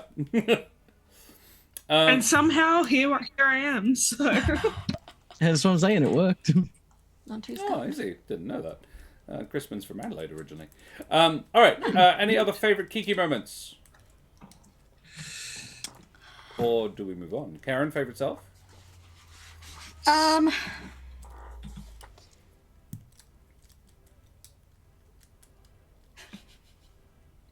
It was probably the bit after Kingsley had like charmed the pants off the registrar.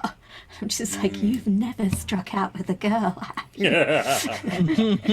Just Kiki being like, a dude that's smooth. He's definitely using it for that, isn't he? see, that was my other one, and I didn't want to steal it, and I'm glad I didn't. Which leads Exactly, nicely Jim. into my favorite Kingsley moment, which was Kingsley like just deception slash charming the hell out of the registrar. Just went in there like, oh my god, you're just like the best employee ever, and we want to go in there and tell him how great you are. It was mwah. I loved it Yeah, so no, much. Thank you. Genius move, because I don't. My plan was total opposite. It was go full Shrek. We're from the Union, I know. I was going there which- too. which would Would not not have have worked worked. with her at all. I'm not even going to pick a different favorite moment. You played an amazing session, but no, Karen's right. That was phenomenal. Thank you. Big brain, amazing. Good roll. My favorite Kingsley moment was the Big Brother vibes of Kingsley just sort of making a note of that. Like when Kiki said about the punch in the back of the head, you're like, noted. I'm going to have a conversation with... I'm getting to the bottom of that when we get home. Even though she's Oh, fully mine is gonna capable kill of them. clocking somebody else in the back of the head way better than Kingsley is. But, like, Yeah. Oh no, I wrote it on my sheet. it's really cute. And I take care hecking of love it. it. And it happened easily 20 years ago. Like, Oh, it was totally some dickhead kid at the orphanage yeah. who'd be like, punch you and then be like, ha ha, tricked ya. I'm like, no, you just. It's like, that's punched not me how in a the trick head. works. Yeah. Though, also, yeah. So that was obviously supposed to be a fight. That is pretty much not possible to avoid. But you happened upon exactly the right way to do it. Yeah, there's not really. I was like, logically, she would fall for that. That is the only sort of, without really knowing a huge amount about what's going on. That's really the only way that you could have done that, and you just got very lucky. You phrased it very, very nicely, and I was like, shit, that would work. Hey, and then you bust out the 29, and I was because I like, I'll roll for it. 23. No, she doesn't fall for. Oh no, yep, 29. There it is.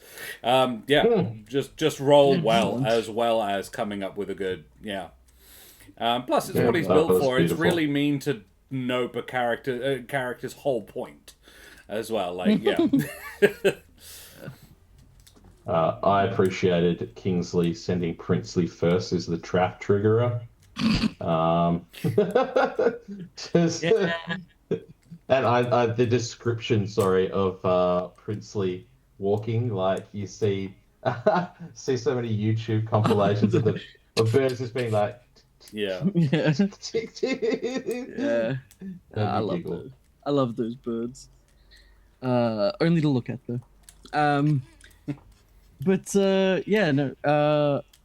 you very much. I think in terms of self, I would probably say honestly, probably the deception. I know it's already been said, but that felt very good. I will say I'm very glad it worked because it felt natural coming out, and I was like, I think this is okay, but there was a moment halfway through me delivering the sort of speech where I realized that I had fully just gone a slightly fancier worded version of that was a test and you passed, congratulations.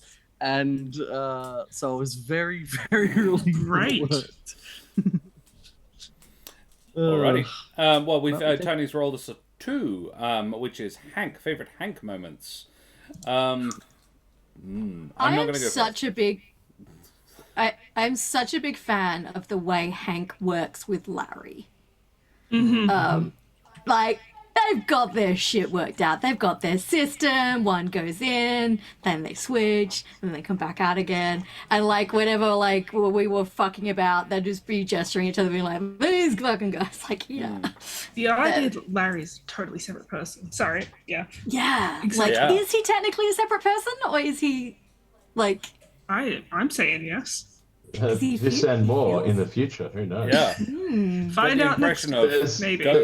There's backstory and lore to it. Yeah. Yeah. Kind of unborn twin sort of situation is kind of my vibe on it, but I don't know enough either, and I'm very okay with it. My brain says his brother died in a battle or something like that, but even then, either that or he's just here. He's just real, and Hank keeps bothering him, which is such a brother thing to do that I'd believe that as well. True. I think mine is going to be the description of sign language from the brother. Damn it! Oh, man, I'm sorry. No, that's valid. That's valid. It is very good. You should say it. I was just like, that is cool as heck.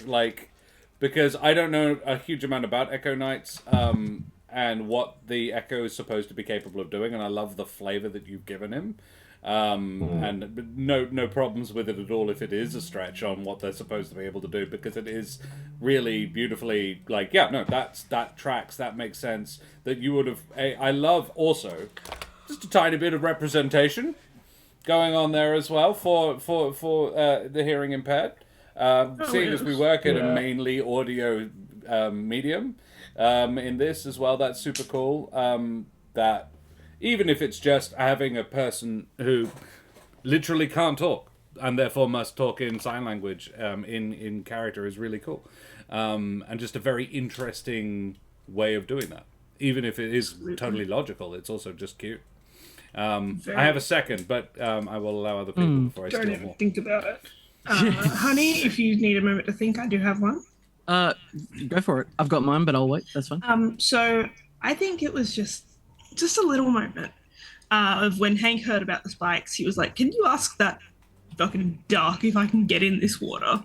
Hank is still so respectful of this duck's space, even though he literally doesn't want to get spiked in the head. He's still And going it's to a respect duck. this duck, and I think that is so telling about who Hank is as a character. He's like, the 3 sessions we played, he has just been so respectful and so kind. And I'm loving it. increasingly baffled by Milo. Yeah, sorry about that. And there's that I'm going to Didn't want talk about it retract the eventually, but leash. Probably I'll let Zach go first. Yeah. Sure. Yeah, I mean, I do love the sign language thing. I'll just quickly throw that on there as well. I thought that was a very cool detail because, yeah, I don't know every in and out of Echo Knights, but I know they can't talk. So that's a fantastic way to work around it, I think, and to give it some more character. But also it was a small thing, but I did kind of love the way that Hank, for like a split second, almost lost it with Milo, because Hank has been so kind of steadfast and like calm the whole time. He's just been like even when he rages, it's more just boom, get in the zone. I'm here. I'm like ready to fight, kind of thing. And so watching there be a moment where it's like Milo just does something, and the fact that I could see in like the way that you're presenting as well that Hank was like, I'm about to flip the fuck out. I don't want to, because I don't think I shouldn't flip the fuck out. It's not good. I don't want to be angry in this situation. But what else am I supposed to do? Kind of. It's kind of hilarious. It was a great little touch. Yeah, that was what I was going to say. Basically, well said. Favorite self. Okay. I think it's something that I'm going to actually continue doing to a certain degree, is that there's going to be some Hank and Larry happenings in the Twitch chat that don't take up, like, obviously while the party's having discussions about things and doing their own thing, Hank and Larry will, without kind of steering away too much, will do their own kind of things between each other. So I enjoyed kind of doing that, but yeah, I had pre-planned the whole sign language thing as like a communication technique between the two of them. But there's a lot of attachment going into into Hank's creation of Larry.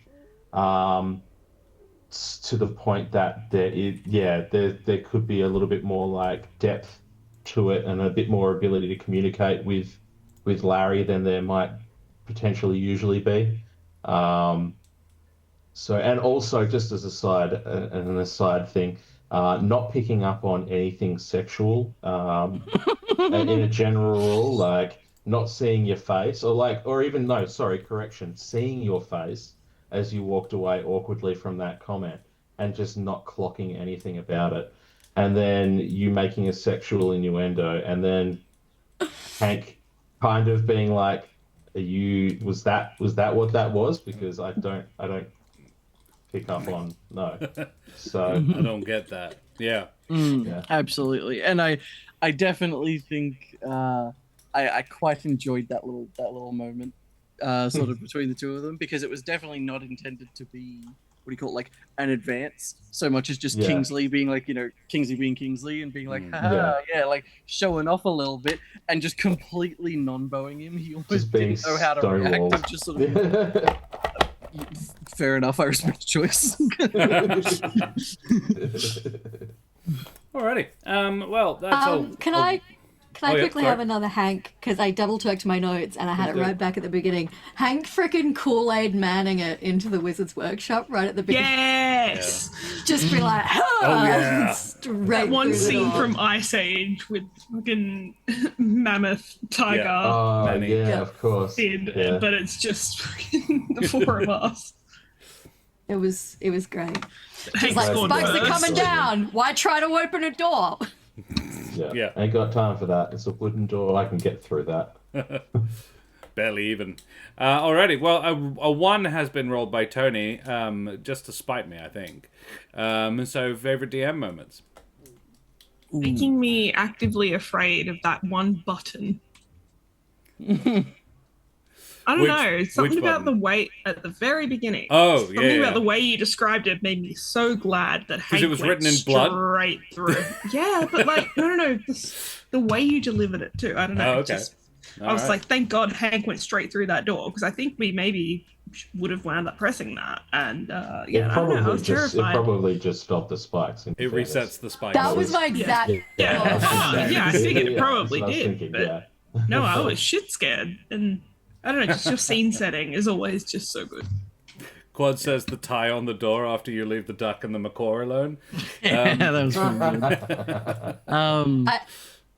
Oh, you can go. Oh, I was going to say, I really loved how you played Malcolm. Like, you always do such a good job with the NPCs. But every now and again we meet someone who's just like, I like this guy. I like Malcolm, the 700-year-old duck. He's just chilling in his pond and wants a hot bird to hang out with. He's just living his life. He's chill. Yep. I'm gonna throw in there the information that you elected to give us at the beginning of my history check because it served a really fantastically crafted double purpose of one, giving us a bit of insight into it and telling us sort of what it was about and being like, oh, okay, we actually gained some information out of that. We know something about the world. That's awesome. And two, by telling us, yeah, not only was this sort of like a trapped wizards thing, but he, just as an aside, he had a penchant for humor and he thought he was kind of funny. It instantly recolors the way we perceive everything before we've seen any of it because everything suddenly becomes, wait a minute, I know this is suspicious, but is this actually a trap or is this just the wizard thought that might be amusing? If not trap, why trap shaped? Yeah. Exactly. Yeah. Quite also like the finger falling off and the part of the nose not being there was fun as well. Yeah. And Tony liked possible poison chicken. Was a nice touch. I was a fan of your description of the registrar kind of waving their hand at the books and the books forming off the shelf and creating this and then like the page is open and there's a face drawn or like a face depicted within the book. That was really cool. I didn't like the registrar. Cool Cool as hell. Alright, that's cool. You might have had to fight a bunch of them if you fought the registrar. Thank you, I'm kind of Kingsley. sad we didn't get to do that. I would have fight the book monsters. So we would have just run away. We would have booked it. Yeah, extra bonus Mitch moment. Just there have been several quality puns tonight. Like I think there was a cat one earlier. And I got a I can't D4 for it. You did. Yeah. True. I was mildly saddened. I created 5 full fleshed out NPCs. And you for didn't the talk ghosts. to fucking any of them. If we could have been friends. You're welcome. Oh, maybe. Probably not, but maybe. No, Milo would have charmed the fuck out of them with his normal charisma score. There was was bureaucrat, Mangus that's right. Wolfheart, Coriander Copperbottom, Eustace Morningvale, and his bodyguard Pip, and a Terran named Moltke Guthausend. Never mind, I forgot they were nobles. Yeah, no, we would have gotten in a fight. What is Milo aggressively anti-establishment? Turns out. Yeah. I mean, he lives in the forest. Obviously. He's clearly a socialist. True. He gave Yes. away I all mean, of his no one's going to possessions. say it, but yeah. That's communism, not socialism. Yeah, no, that's communism, dead set. Yeah. Yep. People always get those two mixed up, and it irritates me. Funny in that way. My favorite me moment was the painting. Yes. Was fun lore drop for another campaign. Like insert into the world detail for that you guys have no context for, that only Karen even knows the context of. Mitch might have some idea. The void being an elemental plane. And I've never been there before. and Never yeah, mind, but maybe. Yeah. Cash has dealt with a void elemental. at one point. And also fully aware that listening to shells from the void is not a good idea. What? So yeah, that was definitely my favorite inclusion into the world. Purely as a, all right, I want to look at. I was like, okay, let's make up some bullshit, and write it into the rest of the world. Was fun. Yeah, Hell yeah. I love fleshing out somebody else's world, and putting it into mine, and I've really enjoyed. I think, without wanting to put it like Glen's made a really great bare bones. He hasn't, but he has left it. He's written a really good structure that you can then insert your own stuff into really easily. Because room obviously to embroider. it's not relevant to it's not written about the Ellyrian Empire, but why not? Can do. Yeah. And therefore did. All of that was kind of done on the fly, but yeah, super fun. Really enjoyed. Yeah. Any other favorite me's? Or I've just really loved the way you've run all of this. It's been so much fun. Oh. In which case, let us move on because it is getting a little late. Let us talk finally about Jess, about Milo. The conversation with the mallard. I love Milo. Just being like, hello, friend. I can talk to small thing.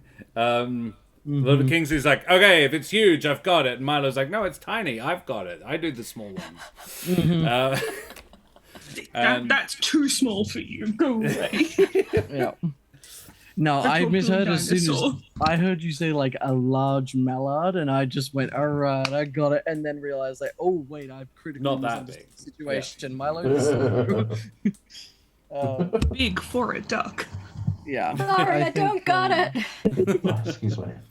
I think just like I want to throw in just like Milo's just complete earnestness, because it is extremely endearing and equally dangerous in like a very, very good way, because it doesn't create situations like, I don't think what is it like, even a few situations. well, yeah, but like I was gonna say, even in the situation where, for example, you ran up and like ate off the table and Kingsley had to be like, whoa, what are we doing? Like, it didn't feel like, you know, there was no problem with the situation. That was entirely an in-character thing for Kingsley to go like, whoa, like you as a player made a perfectly valid choice that made a good statement to Milo's character.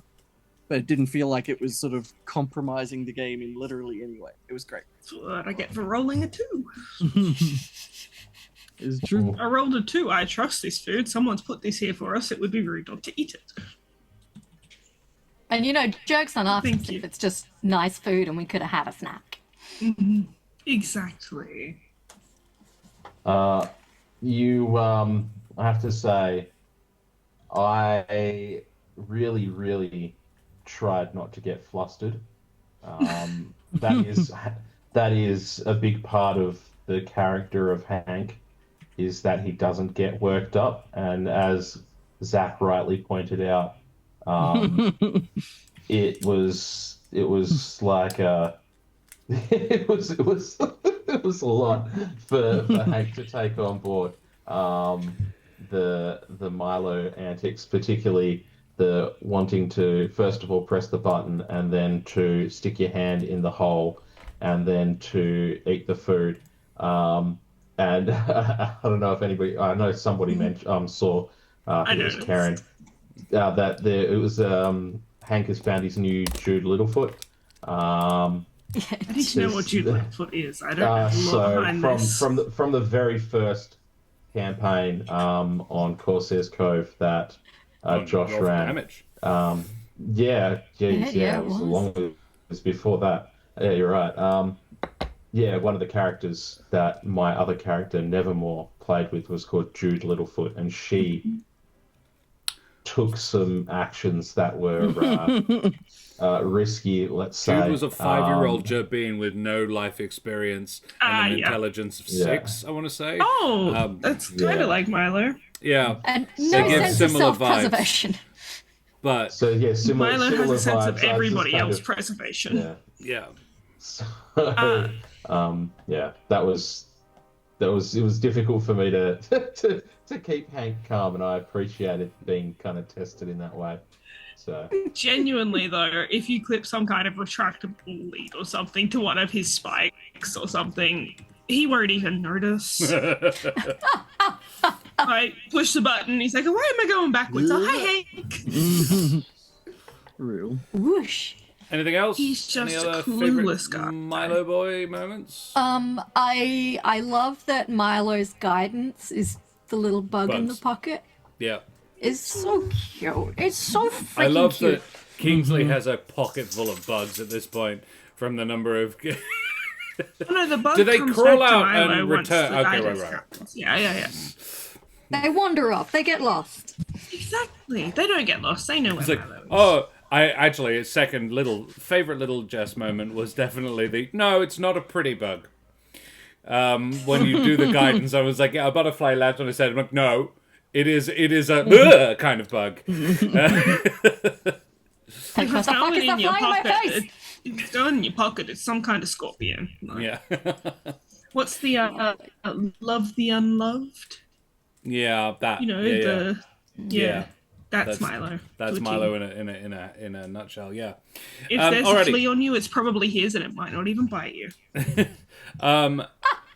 We are going to go away from here now, guys, because we've been streaming for a gosh darn while. But type !ticket in chat. Last chance to go into it now. We will be back. Karen will be back on Tuesday night for some more video games. We don't know exactly what you're going to be playing yet, but she'll definitely be playing something. And then this group will be back It depends how I next... feel about Machinarium by and then this group will be back next Thursday for the other half of the Wizards Workshop. There is more to go, but we will see where we get to, basically. After that, who knows? But that's going to be what we're on next week. And there will be more giveaways for the next week as well, which is rather fun and exciting. So, we will close the giveaway right about meow. Closing meow. And thank you. We will draw a winner. And let's see who we got. Yay. Alexander Nord. Hey, congratulations, Alexander Nord. If you're still watching, Alexander Nord, I need an email address for you, so I will contact you either through the Whispers on Twitch, or if you can, if you're in our Discord, I'm not certain which one you are. So yeah, I will reach out and get your email address so that Glenn can send it on to you. Does anybody have anything they would like to shout out, or shall we make a move and find somebody to raid? I think we should. Alrighty, let us raid. go and raid. I think we shall go and raid Lily Likes Rocks. Lily Likes Rocks is doing Yes. some art. I like that.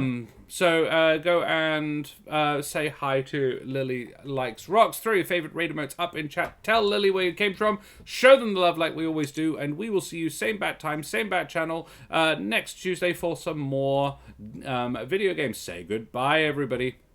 Goodbye. Goodbye, everybody. Bye, everybody. Bye, everybody.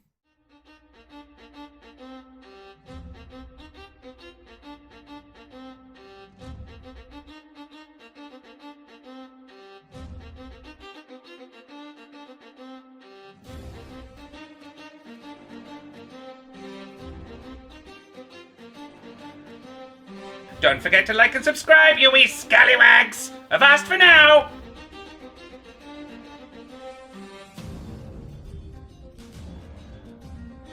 Whee!